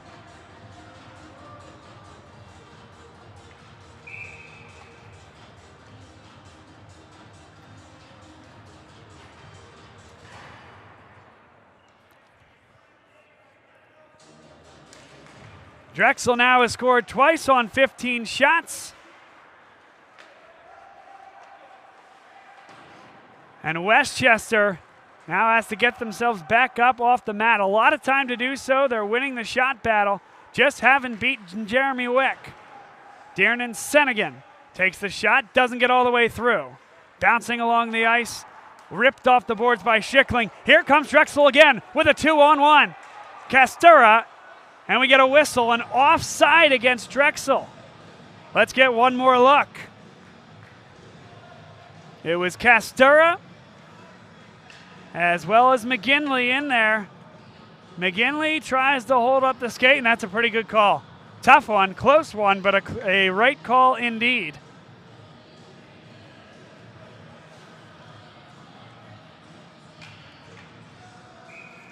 McGinley against Vogt. Vogt has been good so far tonight for Westchester, and they control this one. Long pass was deflected. They'll wave off the icing as a result. Wyeth Cool plays it back, and now it's carried forward by Drexel. A good cross-ice look does come through to Schickling. Fight for the puck in the neutral zone. McGinley looking to come on to it, and hit there by number 15, Kevin Cleary. Now here comes Kubachka. Joey Kubachka plays it forward. Nice interception there. And it's been Nick Castura with a really nice shift as he goes after that one. Drop back behind Jeremy Wick. Wyeth Cool is there first. Plays into the neutral zone, and back to get it is Michael Crowley. Nearly intercepted by Castura. It's Brett Coleman back behind the net. Kubachka on the near side for Westchester. A shot was deflected. Now Crowley will try. That one's blocked as well. Could it be 2-on-1 here for Drexel? Castura can't win the race. Now he's got a touch up and does. Schickling on the puck.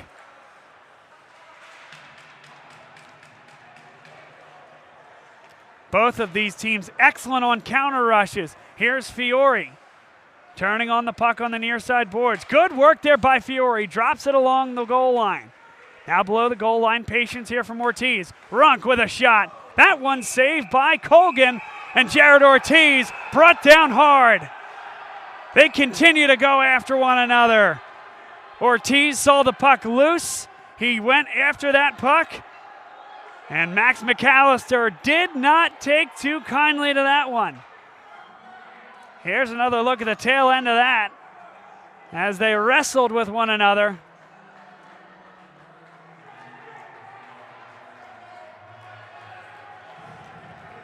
Max McAllister will go to the box.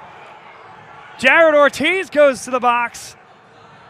TJ Lasig not happy. He's the most demonstrative of the Drexel coaches right now. questioning that one. He can't believe it.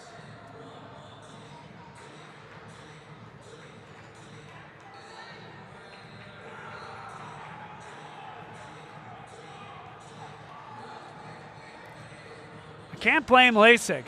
If you're calling the penalty on Jared Ortiz poking after the puck after the whistle, that's one thing, but that didn't look to me like what it was.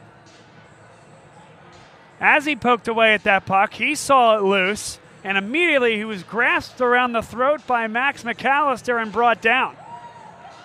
And now they're going to pull him out of the box. So let's see what this is. Ortiz has come off the penalty box and back onto the bench. So they have taken the penalty off the board. Now, I think that's the right call. I mean, he was grabbed by McAllister and pulled down to the ice. Sure, they were mixed up, but I don't think it was Ortiz's doing.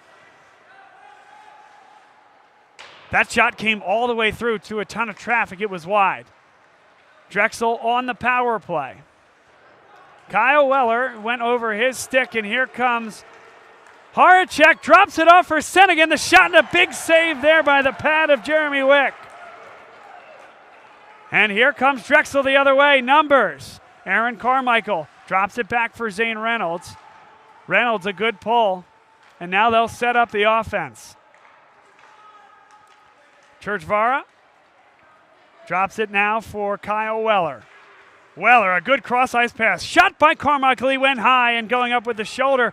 Took it right off the shoulder there, Brendan Colgan. A good save in net. Tail end of this one. Carmichael, a good shot and a save there. Minute 18 to play here in this power play for Drexel, but only 35 seconds left in the second period. So this may continue on to the third period if Drexel can't get a goal.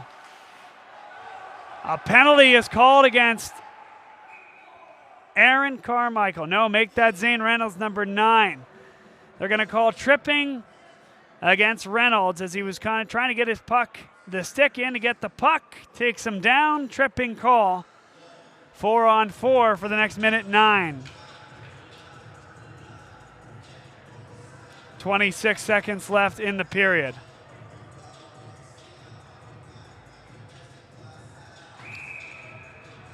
Faceoff's going to come all the way into the Westchester offensive zone. 26 seconds left in the second period. Drexel still a 2-0 lead over Westchester. Faceoff won by Drexel. Couldn't clear it, however. Leo Flick loses the puck, and here comes Nick Urbani. Skates with it well. It's 3-on-3 as he brings it in from an off angle. Tries to wrap it around, takes the shot, and it goes wide. Perhaps deflected after the shot there as well. Churchvara, here's Weller, the shot. Saved there. 2 seconds left, down to 1. And that's the end of the second period. So it came to fisticuffs here in the second. We'll head to the third with Drexel leading 2-0 in a pivotal ECHA hockey game. Leading by 2, trying to not go down 2 games in the loss column to both Westchester and Navy. That's what's on the line here tonight. Both Westchester and Navy still unbeaten in ECHA play. A loss here to Westchester would mean a loss to each of those 2 teams this weekend and would put Drexel 4-2 on the year in ECHA play. So they control their own destiny here in a 2-0 lead. We'll start the third period 4-on-4 hockey for 42 seconds. And then Westchester will have a power play for just under a minute. You're watching Drexel Hockey here on the Drexel Hockey Network. Bob Long on play-by-play. Mike Crisafulli is on camera. We'll take a break. Come back. We'll have some interviews with members of the Drexel hockey team. Excited to present them to you. And then before you know it, we're back here for the third period. Stay with us.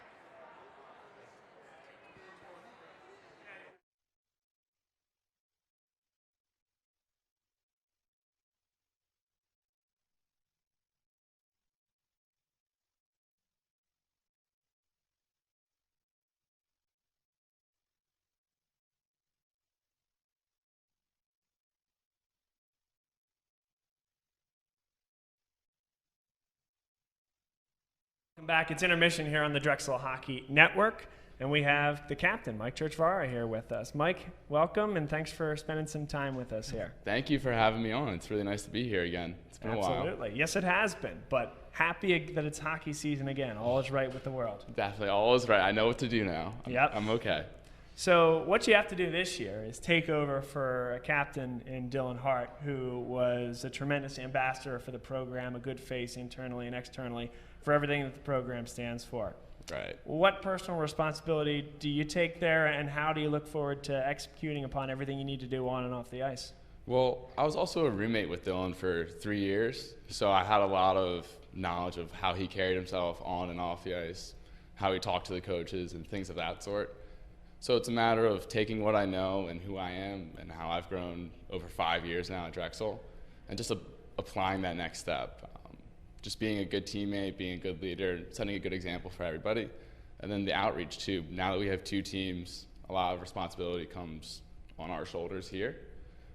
So just want to take that next step, make sure everything's running smoothly. The program has a good face. And then for this year, a lot of expectations, of course. You guys had a great year last year, best in program history. Talked to Nathan about it. He said that third period against Oklahoma was one of the best that you guys played all year, and I would concur with that. How do you build upon that going into this year, and what is a realistic expectation after everything you guys accomplished last year? I think we all know that next step is winning a game at Nationals.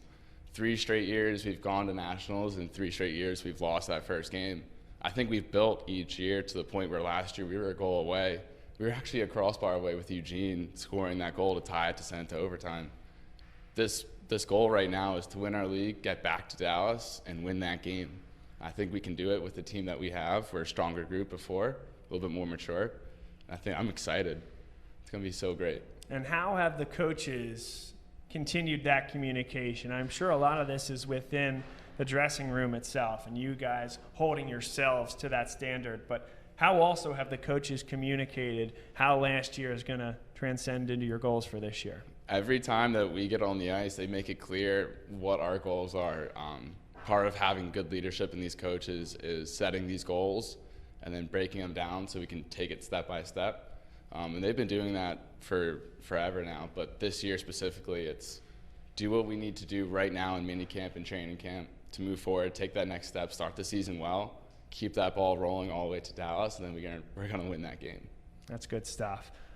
I ask every player this question, but any games that you have circled this year, whether personally or as a team, on the calendar?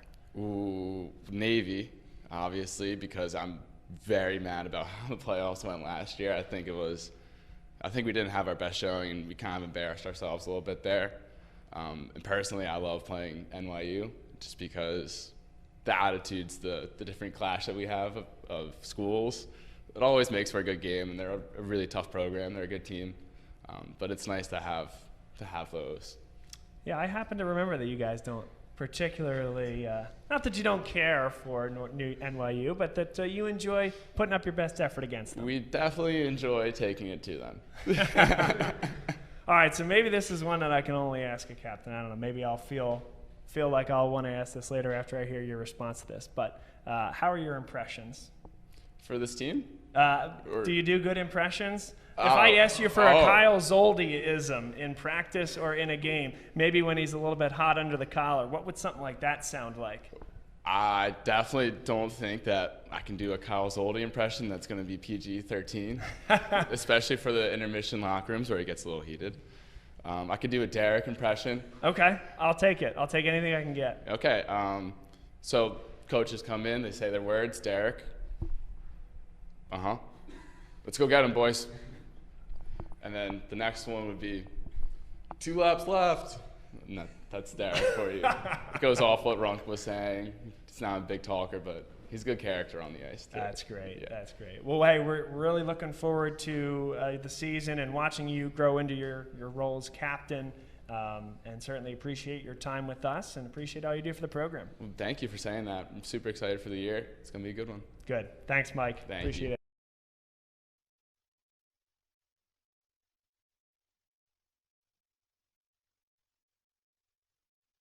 Urbani is with us here on the Drexel Hockey Network, and Nick, Welcome into the hot seat here. Appreciate you taking some time with us. How has the summer been for you as you prepare for this season? I think it's been a really good summer. It's been very relaxing, and now kind of I've had my first year here and I know what to expect. It makes it easier coming into my second year here, but it's definitely been a good summer getting ready for this year.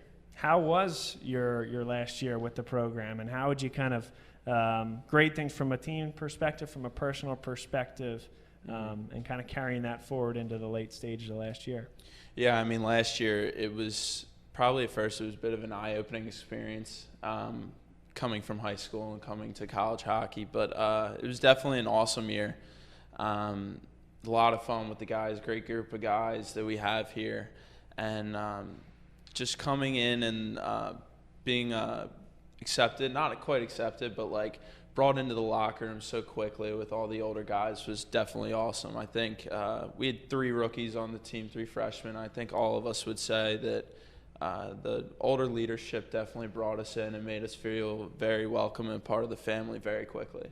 So you're already somewhat of a young veteran given the experience and the time that you logged on the ice last year.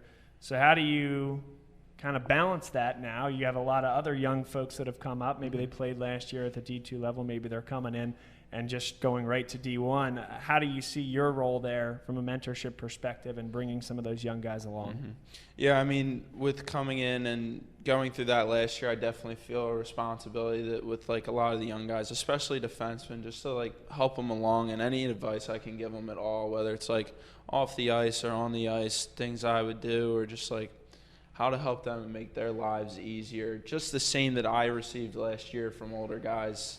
Anything I can help them with is definitely, I'm always here to ask questions or helping them as much as I can. Just makes the team better and helps them make that transition easier. So part of playing hockey at this level is that you're traveling all over the place for some of these games and spending a lot of time with the guys. What's the best part of a road trip, and what's one part you could live without? So I think everyone that's in class at the time would say the one thing they could live without is homework. They don't want to do homework on the road. It's not a lot of fun. But I would say the best part is just being around the guys. And when you're on campus playing home games, yes, we're all hanging out and we're all spending time together, but when we're on the road in the hotel, you really are all together at all times. And I would say hanging out with everyone is definitely the best part. That's great. That's great. All right, in your time here at Drexel, what is the funniest thing that any coach has ever said? And could you pinpoint it, and then what was it? I don't know. And can you say it on air? I almost hate to keep adding on to the guy, but when Derek, the coaches, I'm sorry, man. when the coaches make fun of Derek in the locker room for not saying anything, that always lightens the mood a lot and gets everyone laughing. Derek, we're gonna need more out of you this year, man. I tell you, it's almost unanimous. That's great. That's great. And so, last question for you. This year, the goal, everybody is talking about it, win a game at Nationals. How do you guys do that? What step do you need to take, or what's the difference this year? I think in terms of the goal, like the goal is obviously winning a game, but how to get there almost isn't looking ahead. It isn't worrying about that already. It's taking the necessary steps every day, just getting a little bit better now to the point where by the time that we get there, we're the best team that we could possibly be. And I think it's just taking it day by day to get there and not looking ahead. Good stuff. We'll be following along. Thanks for being on with us, and best of luck this year. Thank you.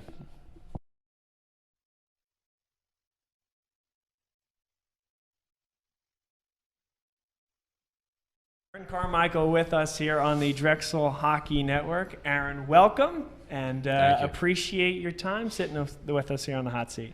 Thank you. Thank you for having me. Yes. So 2019-2020, walk me through it. Expectations, goals? Pretty high expectations for this group. We did pretty well last year. We fell short in playoffs, but I feel like if we continue to go on the path we're going, we'll push through, make another big playoff appearance, and hopefully get to Nationals. But like a couple of guys said, we got to take it day by day. What was Dallas like last year for you personally, and then spreading that to the rest of the team? What was that experience like? Dallas was a great experience overall. Never been there before last year. Thought it was great traveling down there. It was definitely a very classy tournament to go to. Like, there's a lot of stuff going on. The rink was great there. It was huge. It was cool to play in an atmosphere like that, and obviously best talent around in our league is out there. And I understand that Nationals are again back in Dallas this year. Yeah, so we're definitely doing a big push to get out there. Dallas is a great town. We had a chance to go out and see it a little bit after we unfortunately lost, but it was definitely a good experience getting down there. When people look at Aaron Carmichael out there on the ice, what are they going to see? What's your game like? What is your kind of pride and joy when you're out there? I like trying to open up the ice, see a play, see like 2 plays ahead, and try to make a good pass, try to get some of my line mates to score. I don't score too often, so just try to be a playmaker out there, maybe block some shots, stuff like that. That's good. And what games do you have circled on the calendar personally? Anything that you're looking to avenge this year? Yeah, so absolutely. We have our big league games. We definitely want to get back at Navy. Westchester's always a tight game, but I'm looking forward to some of the out of league games, like the Stony Brooks and Buffaloes, because I feel like they're going to be a good test for us. He actually just walked in the room off camera, but I really thought you were the guy to give me a Kyle Soldie impression. We'll ask him maybe to leave the room. There you go. He's heading out. I feel like you're the guy, Aaron. Are you the guy? I don't know. I don't know if I'm the guy. But it's just a lot of generic stuff. He'll great guy, obviously. He always Let me lead off with that. He always has the right things to say. He'll come in and be all serious. He's all right, boys, great period, good stuff. Just get back out there, do your thing, play the system.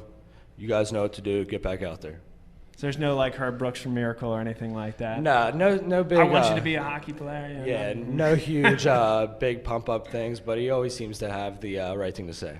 That's good stuff. Well, hey, Aaron, we appreciate you coming on. It's good to talk to you as always. We'll be watching you out there as well as the rest of the team. All right, thank you. Thank you, Aaron.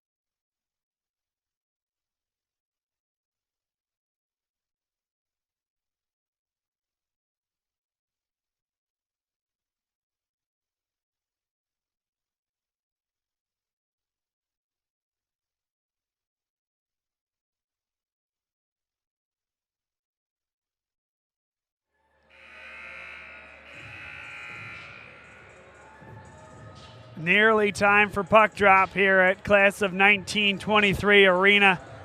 A great first 2 periods of hockey, high level on both sides, great chances for both teams, but it's been Jeremy Wick standing on his head in net as the Dragons lead 2-0 over Westchester. We welcome you back now into the broadcast booth. Bob Long here calling the game for the Drexel Hockey Network. Mike Crisafulli with us here on camera. We spoke at the outset and throughout about how important this game is for Drexel. A loss last night on the road at Navy in a game that they had 59 shots to just 22 for Navy.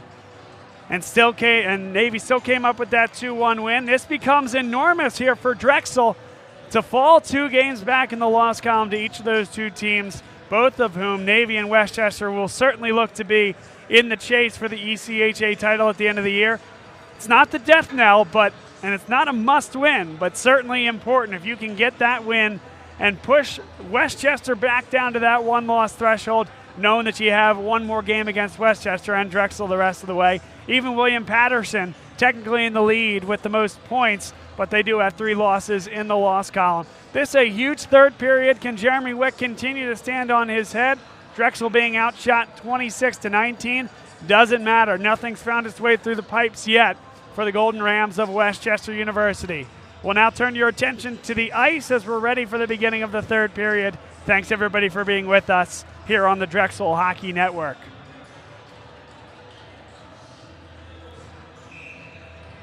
Once again, Drexel in the home gold uniforms, Westchester in the road purple.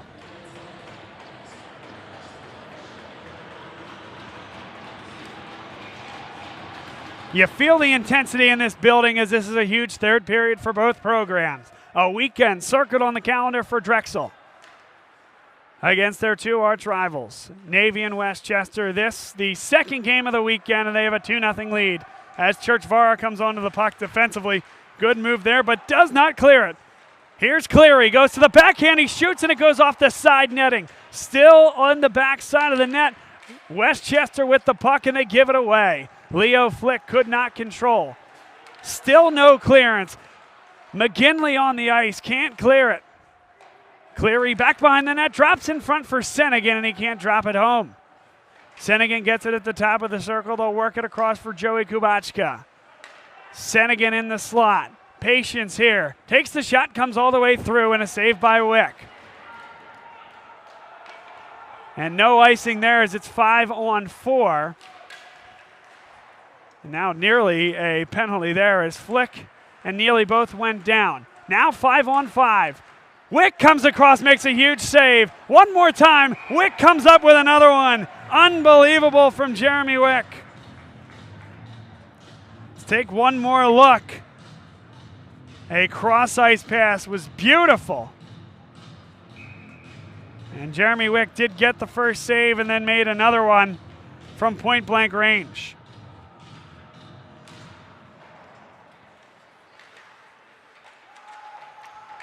They fight for it back behind the net. Westchester has it now. A shot from Crowley, and it's blocked right off the stick. Diving there is Weller. Here comes Carmichael the other way, dropping it forward for Zane Reynolds a little bit beyond his outstretched stick. What a play by Kyle Weller to get that clearance. 2-0 in the third period for Drexel. Crowley, a good pass up the ice. And Drexel able to carry it up the ice. Zane Reynolds, and now brought on by Tyler Black. Zane Reynolds wraps it around the back of the net. Westchester 2 at first. That's number 12, Michael O'Brien. Now turning with it, Harry Lane, and it's given away. Carmichael behind the net, drops in front for Weller, and that shot might have gone off a post, might have been saved by Colgan. Either way, it stayed out. 17:46 to play. Westchester, a muchly needed change. That is a tired line. This one comes all the way back. Colgan gets a stick on it. We'll play it back behind the net. Twisted back around, goes off the back portion of the net. And Colby Yoller has it now. Hit hard into the boards, and a penalty is called. That's going to go against Jamie Crane. Wyeth Cool shot it late. Either didn't hear the whistle, and there's the tail end right there just to the left of your screen. Jamie Crane dialed up the hit on Colby Yoller, and that is the penalty. Drexel has not done themselves many favors here this evening from that perspective. A lot of unforced errors have sent guys to the penalty box and have forced Drexel to kill off multiple Westchester power plays. This would be the 6th, and now a penalty is called. Joey Kubachka headed to the penalty box for Westchester, so if one was an unforced, this one's certainly an unforced error from Westchester. We'll have 4-on-4 hockey for the next minute 54 seconds. That penalty just 6 seconds, I should say, into the power play. 4-on-4 is going to, in almost all cases, benefit the team with more speed, so both teams dial up a speedy lineup. A shot comes all the way through, it scores! Tyler Black through a lot of traffic. And Drexel takes a 3-0 lead. Make that Mike Churchvara, number 4. Mike Churchvara pounds it home. There's the tail end of the celebration as Mike Churchvara put it in. Co-captain Churchvara has had quite the game. Fed that one through a bunch of traffic. And taps the 3rd goal of the night for Drexel.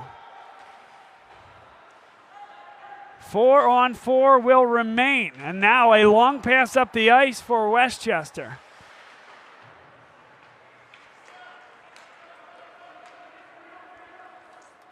And here comes Zane Reynolds the other way, pulling up with the puck. Drops it off for Kyle Weller. Weller back behind the net. Plays it back for Churchvara. He'll try it again. That got all the way towards the net. It was deflected just before it got to Colgan.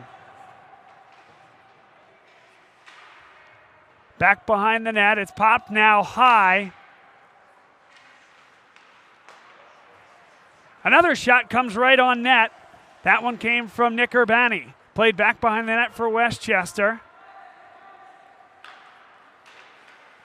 And at center ice, McGinley has it now. Cleary was trying to badger Mike Churchvara, who scored the last goal, and now pitched forward for James Schickling. That one goes right off the official. That's not going to feel good. Pat McGinley was trying to recover the puck. Westchester trying to get a change, and they do, but they can't control the puck. Leo Flick, it hopped right over his skate. Long pass right onto the tape of Pat McGinley, taken down well on that play. Here's Leo Flick up the ice. Tyler Black in there. Save made. And Schickling comes the other way with it. Here's McGinley. Good move there to evade Flick. Puck still loose in the neutral zone. Westchester comes up with it. But Tyler Black pushes it forward, and he'll chase after it as the rest of the Dragons come to the bench for a change. Just 4 seconds left now on a very short 5-on-4 for Westchester, and it's back to full strength.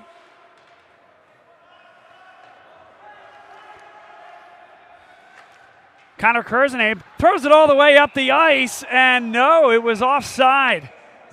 Christopher Hagan must have just dragged that skate into the zone because it looked pretty good from here. Here's the long pass from Kurzenabe. Great eyes up the ice. And there's the tail end there as the offside was called against Christopher Hagan. So he tried his best to drag that skate right on the blue line.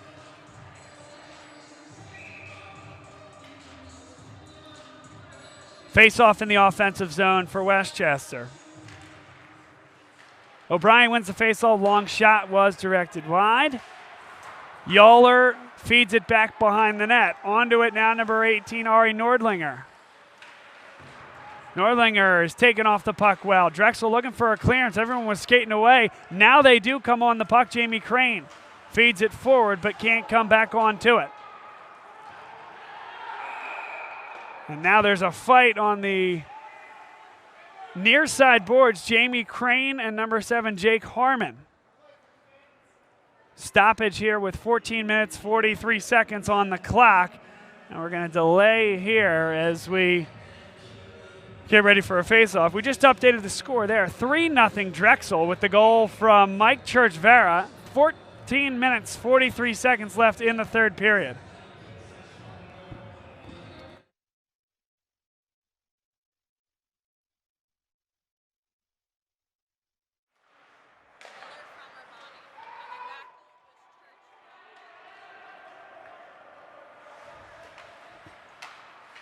Drexel with the puck back behind their own net, nearly disastrous. Now it comes up the other way. Zane Reynolds. Reynolds, a great pass for Weller. He's already scored once here tonight. Couldn't get that one on net, and it's popped up high off the stick of Brett Coleman, and we'll get a face-off.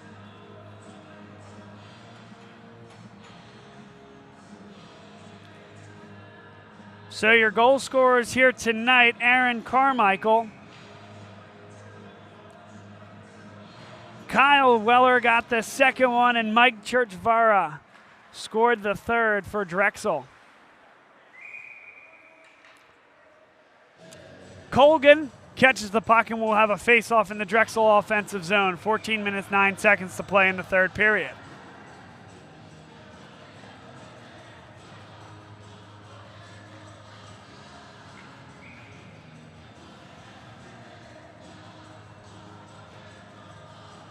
Jared Ortiz kicked out of the face-off circle. Nathan Runk in there.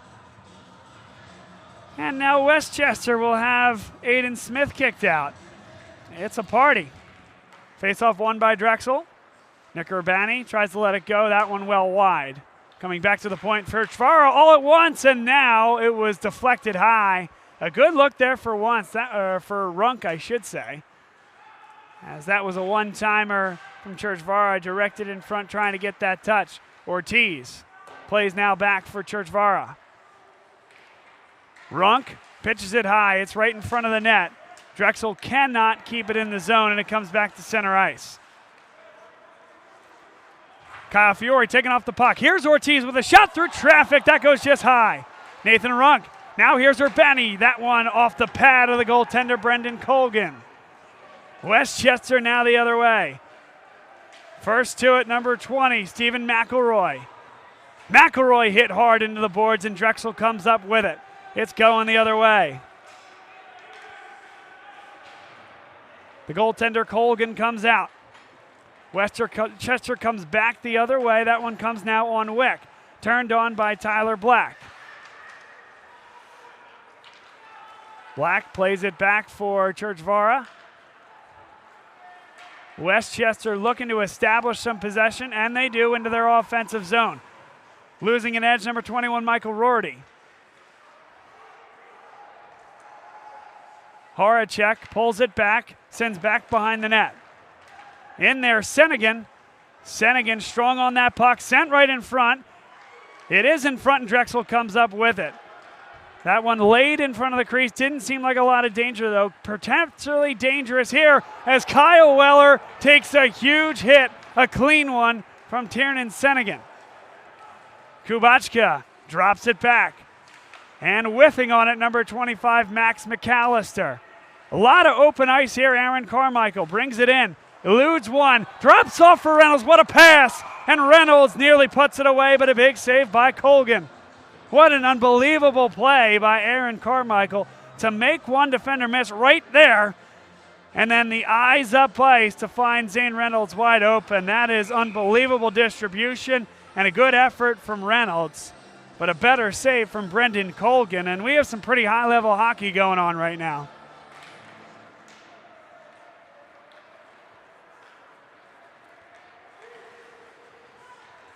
The official got tagged again with that puck. Unfortunate night to be wearing the stripes. 11:51 to play. Drexel, what a pass there. That one was from Black. Here comes Schickling. Brings it on. It goes right across the crease. A one-timer. That one nearly came on net. Dropped in front. A good stick on the ice by number 20, Stephen McElroy. But Drexel still with possession. Wrapped around the back of the net by Black. Black was looking for Pat McGinley, but it was behind his stick and too far to the backhand. Kubachka has it now, ripped off number 5, Nick Castura. Long pass goes past McGinley. No icing. Drexel winds it, does not get to net, and Westchester carries up the ice. Given away, however, Wyeth Cool sends it off the near side boards. Looking for possession, and Drexel has it. Switching ice, it's Cam Neely. 2-on-1 for Drexel. Neely takes the shot. Save made by Colgan. Right off the pad. That one goes off the corner of the boards. A fortunate bounce for Westchester. There's a shot and a goal. Jake Harmon takes advantage of a fortunate bounce right off the side of the penalty box. That fortunate bounce led to Harmon picking up the puck right here. And Harmon does not miss, beating Jeremy Wick, blocker side, and putting Westchester back into this one. Drexel 3, Westchester 1, 10 minutes, 49 seconds to play in the third. Hockey is a funny game, and sometimes just a bounce here and there can change the momentum. Can Westchester hoist themselves even closer in the next few minutes? They trail by 2. And out of play. 10 minutes, 31 seconds here in the third.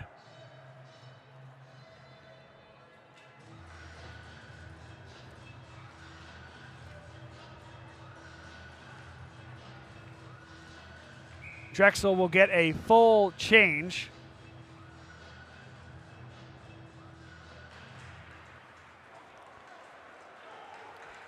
And more speed here from Westchester, and a great job by Nick Urbani to come back and take it away from Nordlinger. Nordlinger turns on the puck, taken down. That one pops up and into the Westchester bench with 10 minutes and 14 seconds to play.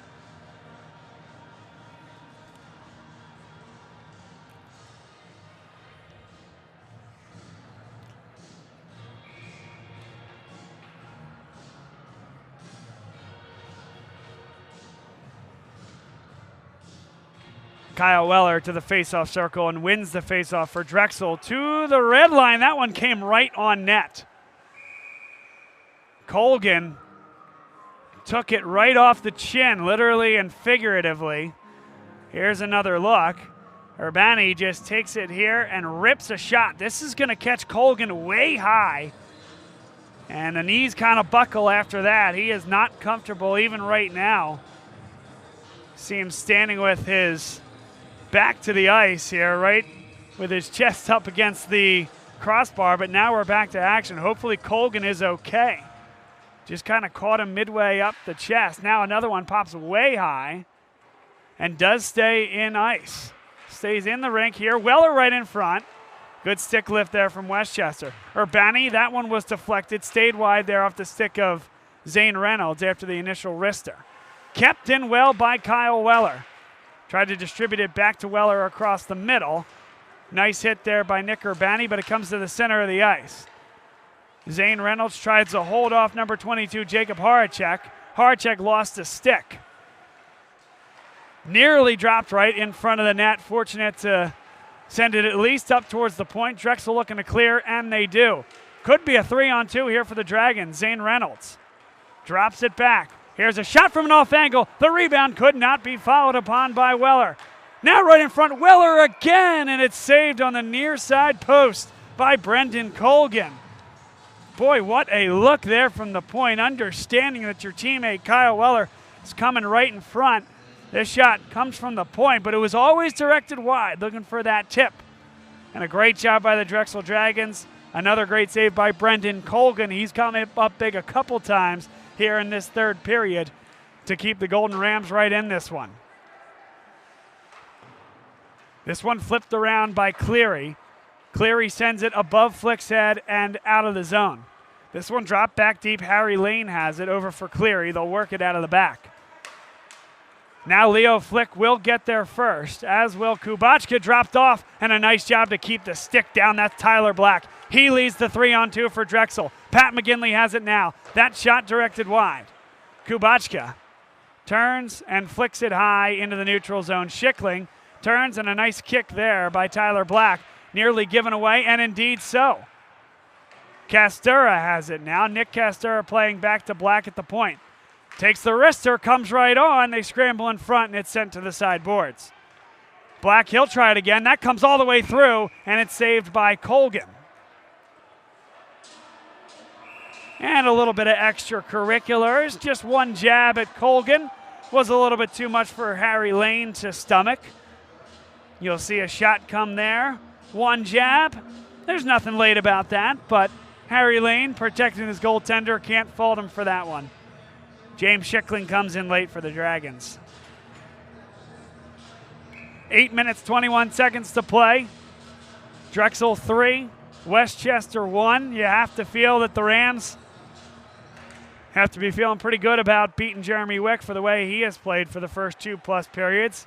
Can they find a way to get a few more goals here in the third period? Nick Urbani turns, fires it down the ice. The Dragons touch up. Lane is back behind the net. And Westchester will carry it forward. Colby Yoller gets it to the line, dumps it forward. Mike Churchvaro first back there to get it and gets the clearance. Wonderfully done by the captain for Drexel. Carmichael feeds it along the sideboards. Westchester with a long pass, and Yoller gets it to his teammate. Horacek is back there, trying to elicit the puck. Nice job by the Drexel defense. They get the clearance, and they're going to wave off that icing. That's the right call there. That was Brandon Curtis doing everything he could to avoid that puck. Now in the neutral zone. They fight for possession. Westchester has it, and a nice job to lay out there from Churchvaro to impede the progress. And they are going to get the clearance. Make that a carry on a 2-on-2 and an offside. Just not well timed. And they're getting into it on the other side. You would think somebody's going to be booked for this one. Nick Urbani took a stick and tossed it away after being charged into.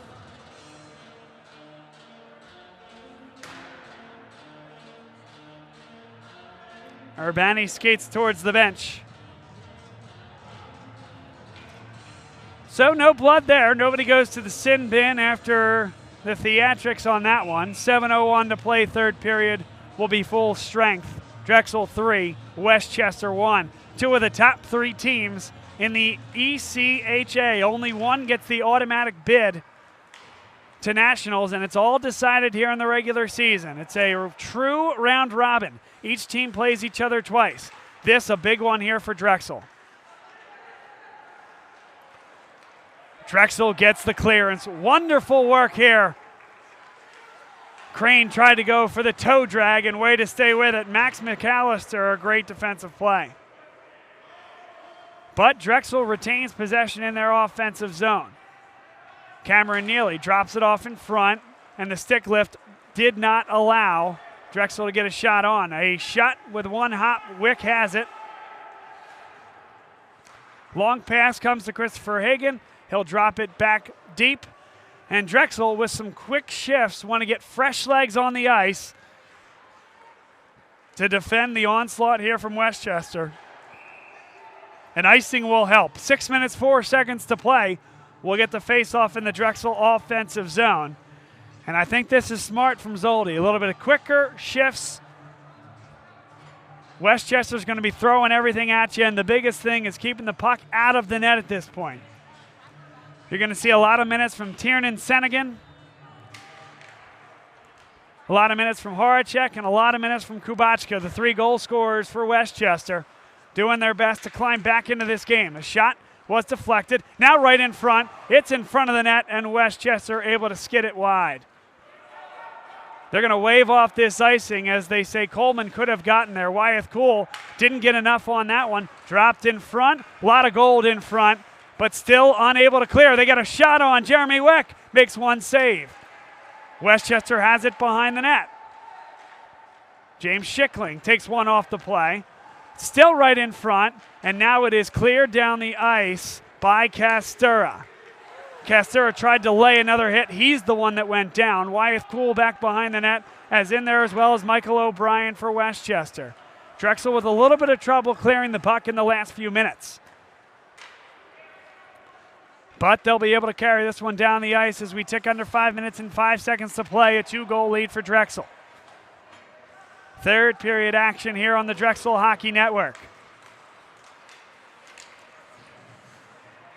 Jared Ortiz comes up with the puck, brings it into the zone. He's taken down on the play, no call. Still right in front, dropped in front, and somehow that one stays out of the net. Kyle Fiore had it right in front. Colgan makes the save. Here's another look of Ortiz going down, but a wonderful backhand here to get it right in front of the net. Kyle Fiore is there, and a save by Colgan. Incredible lateral movement, and boy, did they need it. Westchester stays in the hockey game with that save from Colgan.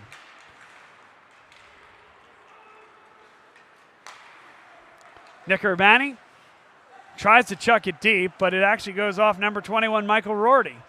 Can Westchester turn this into something? Tiernan Senegan has it on the near side, on the far side boards, I should say, as Jared Ortiz tries to work with him. Rorty has his stick lifted, and Fiore comes up with the puck for Drexel. Tried to feed it for Runk. He wasn't looking. Now Westchester has some communication issues as Fiore takes a fastball off the chest. Here comes Jared Ortiz. Ortiz plays it through. Runk's in the area, and Runk just dumps it deep. We got a whistle on the ice.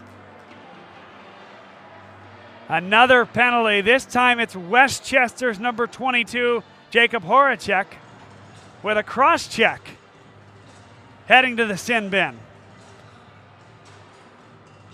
So Drexel has a man advantage for the next 2 minutes. A 2-goal lead.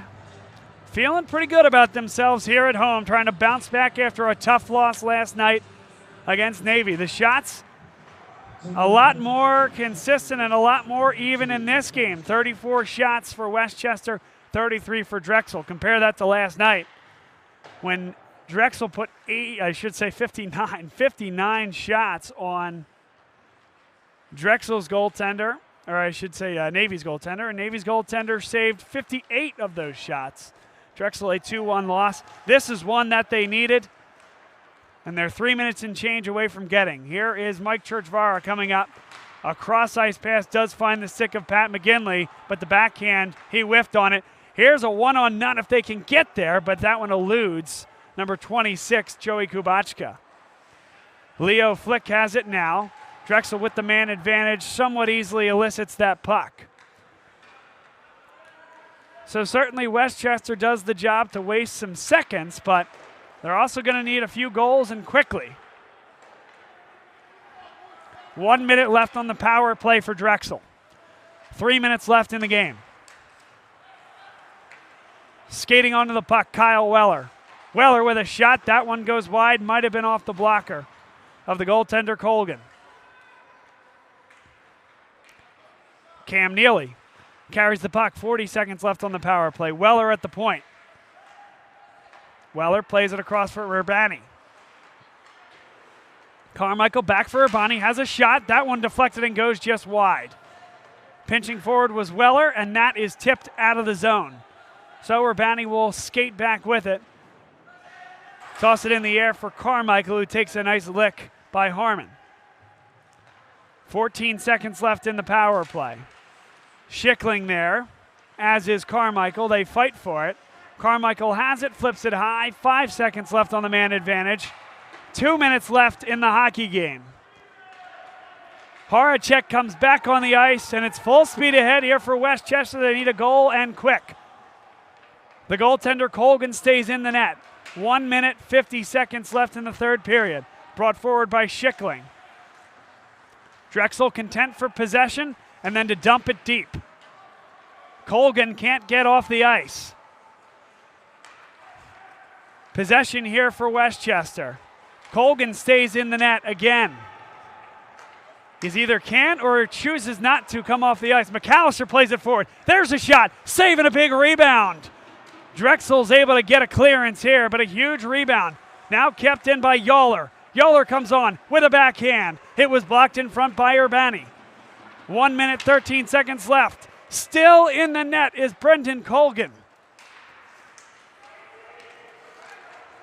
Here comes Pat McGinley. McGinley sends it in front, and it's saved by Colgan.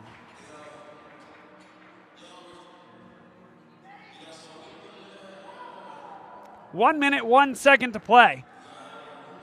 Drexel with a 2-goal lead, and I'm somewhat incredulous that we haven't seen Brendan Colgan come to the bench.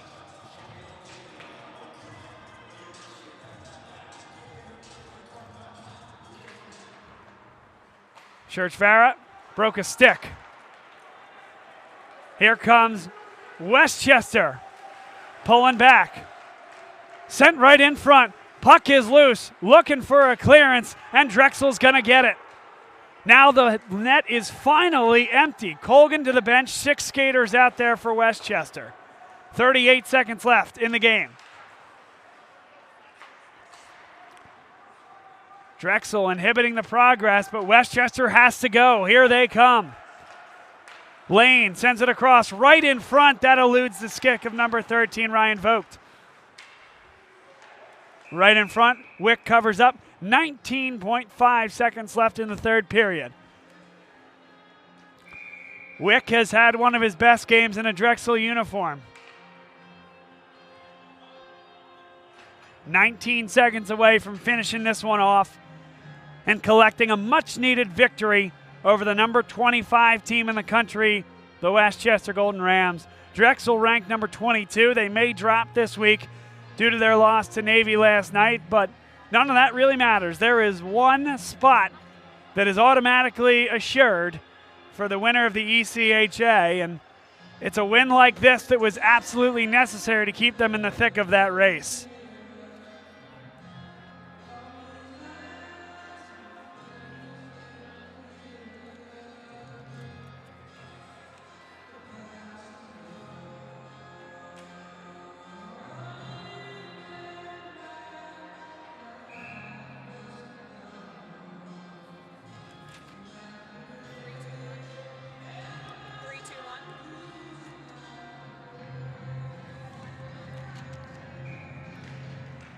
Face-off won by Drexel, wrapped around the boards. Kept in at the line, but then it did actually come out and back in, so Senegan with the touch. It's an offside, 10 seconds left in this game. Drexel looks like they're going to get out of here with a big win over a rival Westchester. It's a game they lost in this building last year to Westchester. This has to feel sweet. Down to 4 seconds now, 3 sent wide. And the Drexel Dragons hockey team rebounds after a tough loss last night to Navy and takes down one of the top teams in the ECHA, one of the top 25 teams in the country. A 3-1 win, and they mob Jeremy Wick in net, who, as I said, had one of his best games as a Drexel Dragon. Had a much-needed time for this team. This was a high level of hockey played here this evening. Westchester brought it in a huge way. Tiernan Senegan, he can really skate.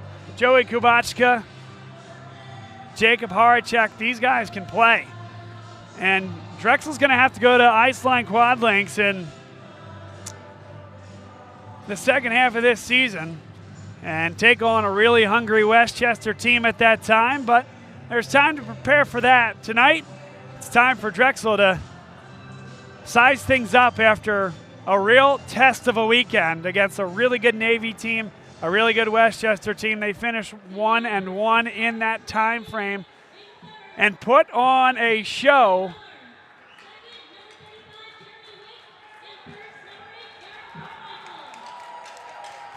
and they just announced the 3 stars of the game. Kyle Weller, the 3rd star of the game. Jeremy Wick, the 2nd star. And Aaron Carmichael, 1st star of the game here for the Drexel Dragons. Thanks, everybody, for being here with us tonight. Stay with us. We'll have some interviews coming up next on the Drexel Hockey Network. Give us 10 minutes or so. We'll play a few other interviews that we've had in our show log from September. But until then, stay with us, enjoy those interviews, and we'll have some post-game content coming up next. Bob Long here on Play-by-Play. Mike Crisafulli, as always, my cameraman, and he does a tremendous job. A lot of speed out there on the ice tonight, a lot of great goaltending on both sides, and this is a high-level ACHA hockey game. Thanks for being with us.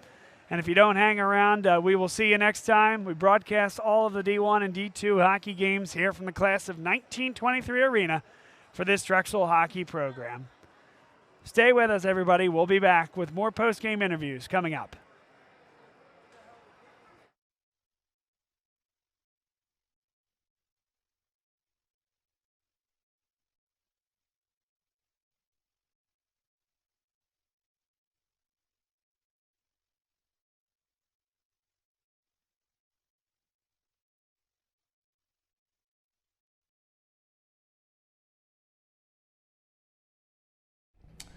We're here with alternate captain Jamie Crane on the Drexel Hockey Network. Jamie, appreciate you being with us here today. And I'll start with this. We come into September and you guys are in training camp and you'll be on the ice skating against live opponents very quickly. What's the job of an alternate captain, and how has this offseason been different for you than prior ones? I think everyone's ready to get back after it. I think a big thing is really getting out there and like setting the tone. We've had some good summer skates. Everybody's excited to be back on the ice, and I mean, for me, I feel like I really got to go out there and, like I said, set the tone, get everybody going, and get everybody ready for the upcoming weekends. This summer is a little bit different. I feel like I have a little bit of different perspective on things coming ahead. Last year I wasn't sure what to expect coming in as a transfer, but I think we had a good year, and I'm definitely ready to get back after it. So you mentioned about setting the tone when it comes to the gameplay and getting into the season. If I could go a little bit deeper on that, what does that mean? How do you set the tone? I'll lay a big hit, maybe. I don't know. Get the physical play up. Set the tone as in the speed of play. Yep. Because come the next few weekends, it's not going to be always be easy. Right.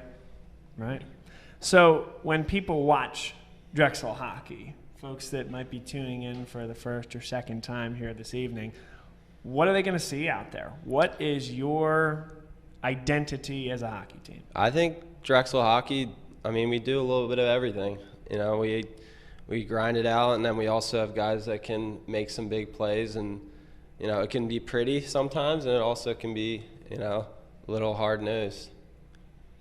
Coming in as a transfer, what was that process like, and what would you say to somebody that might be considering a program like Drexel to come in and continue their hockey career here? It was interesting because you're coming from a different group of guys that you're used to, playing somewhere else for a couple years and then coming here. I mean, it's a different core of guys with there's different personalities, and then the team structure might be a little bit different too. So there's a lot of different little things to adjust to, but it was definitely easy adjusting to Drexel. Everybody took me in, and I felt like I was a part of the family from the start, really. So that's great. And D1 and D2, I think, is a very interesting subject because it's year 2 of the D2 team, and it's a very deep team, will be this year. And obviously the idea is to feed talent from D2 to D1 over time. What is your role as an alternate captain, or just generally as an ambassador for the program, to obviously correspond with their D1 guys, but also what's your role when it comes to some of the younger guys that might be playing D2 right now? I would just say to talk to them, get to know them and let them know that there's always room for improvement. You never know when you're going to get the call, so they could be brought up to play with us any weekend, and really is not be satisfied and know that they have room to grow. And Drexel's still our team, we're always getting better, and there's always room for improvement. So I would say the thing would be to reach out to them and make sure that they know that the coaches are always watching. All right, a couple quick hits for you before we get you out of here. Who's the funniest guy on the team and why? I would say Carms. I mean, I sit next to him in the locker room last year, and he's always a easygoing, happy guy. I don't know. I've never seen him without a smile on his face. So he's always cracking jokes. And then when it comes to road trips, and you guys have the opportunity to travel all over the country to play this great game, what's the best part of a road trip, and what could you do without? It's easy to say that you can always do without the homework on the road trip. No one wants to think about school when we're on the road. But the best thing about road trips is just being with the guys. The whole weekend, we're just all together in the hotel, from the bus.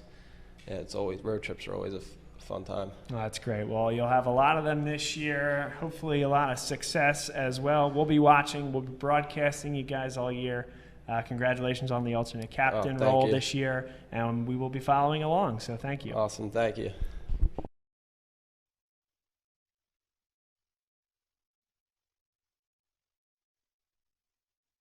Intermission here on the Drexel Hockey Network, and we have Nathan Runk with us here in studio. Nathan, how are you? Thanks so much for coming on, and boy, looking forward to a big-time season here in 2019-2020. I'm feeling pretty good.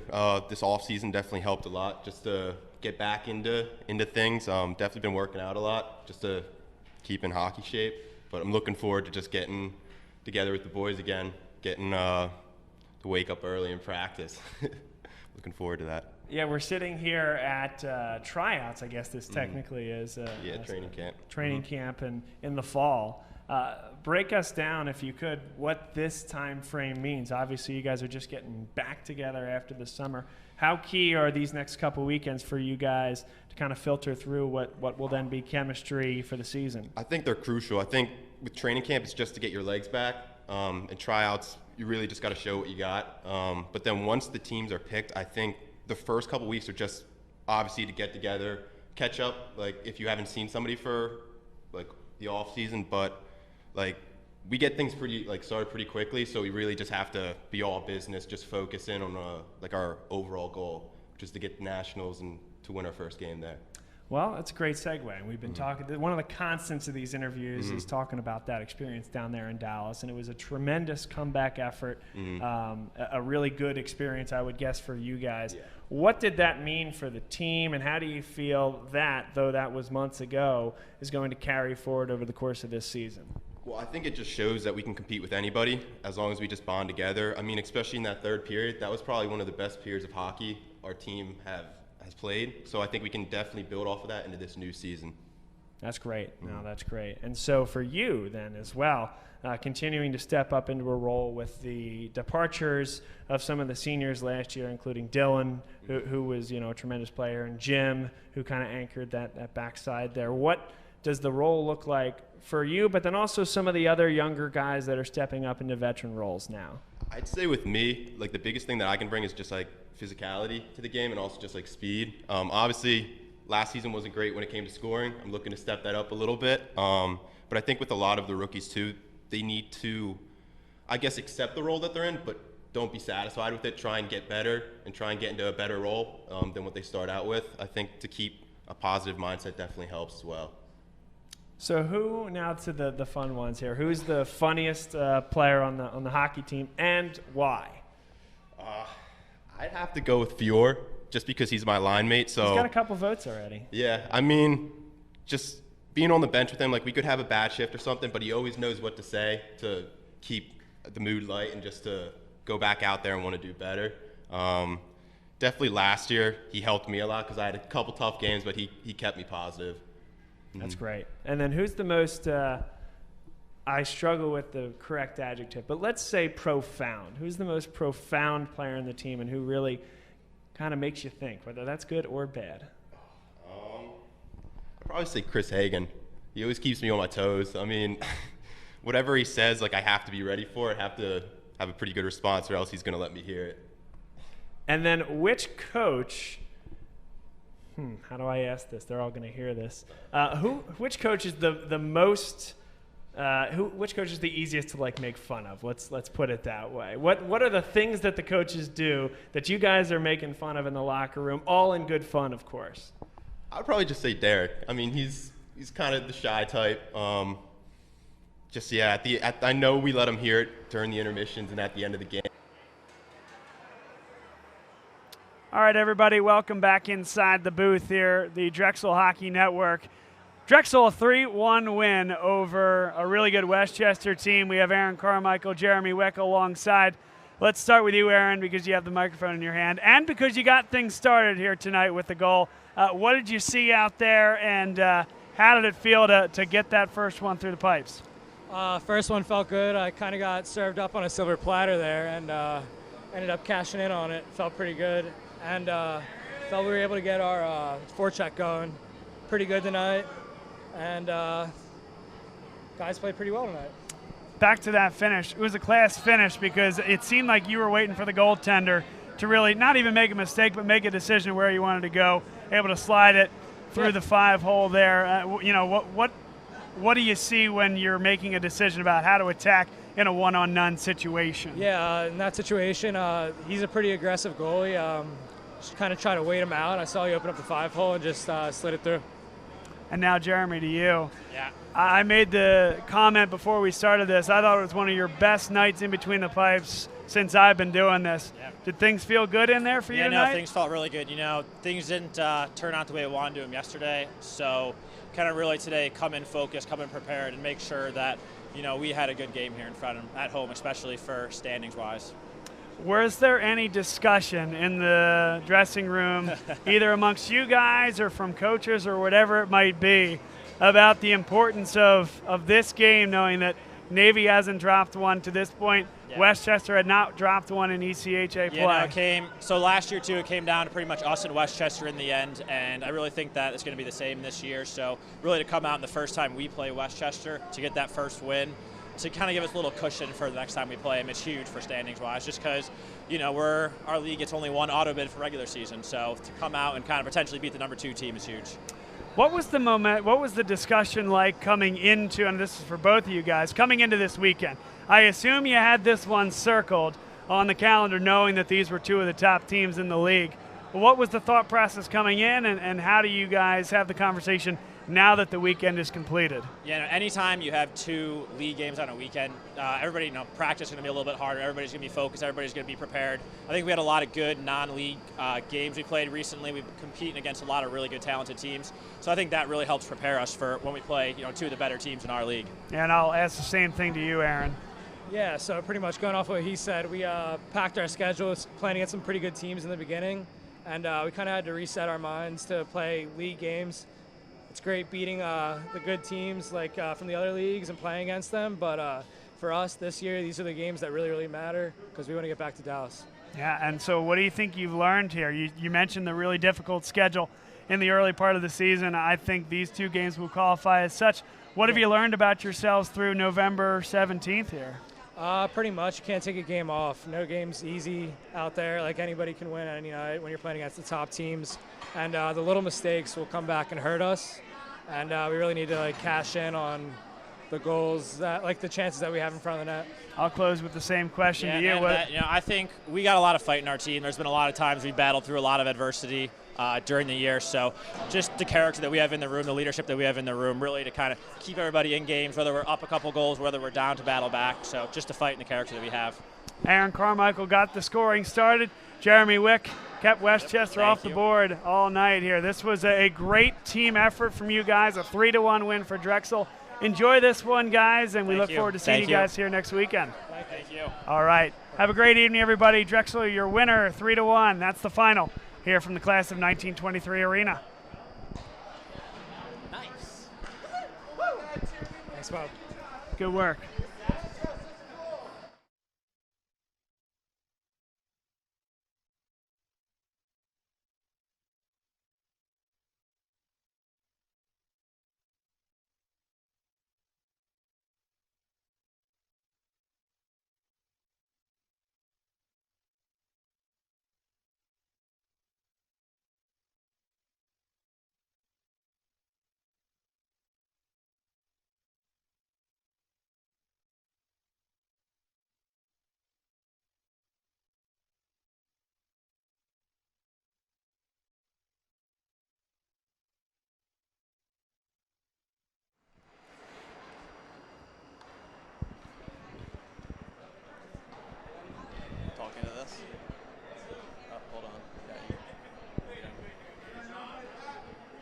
All right, false start on the offense, 5-yard penalty. We're not done yet. We have TJ Lasig here with us. Sorry for the premature sign-off. TJ, great game for you guys here tonight. Very impressive effort, rebounding from what was a tough loss last night to Navy.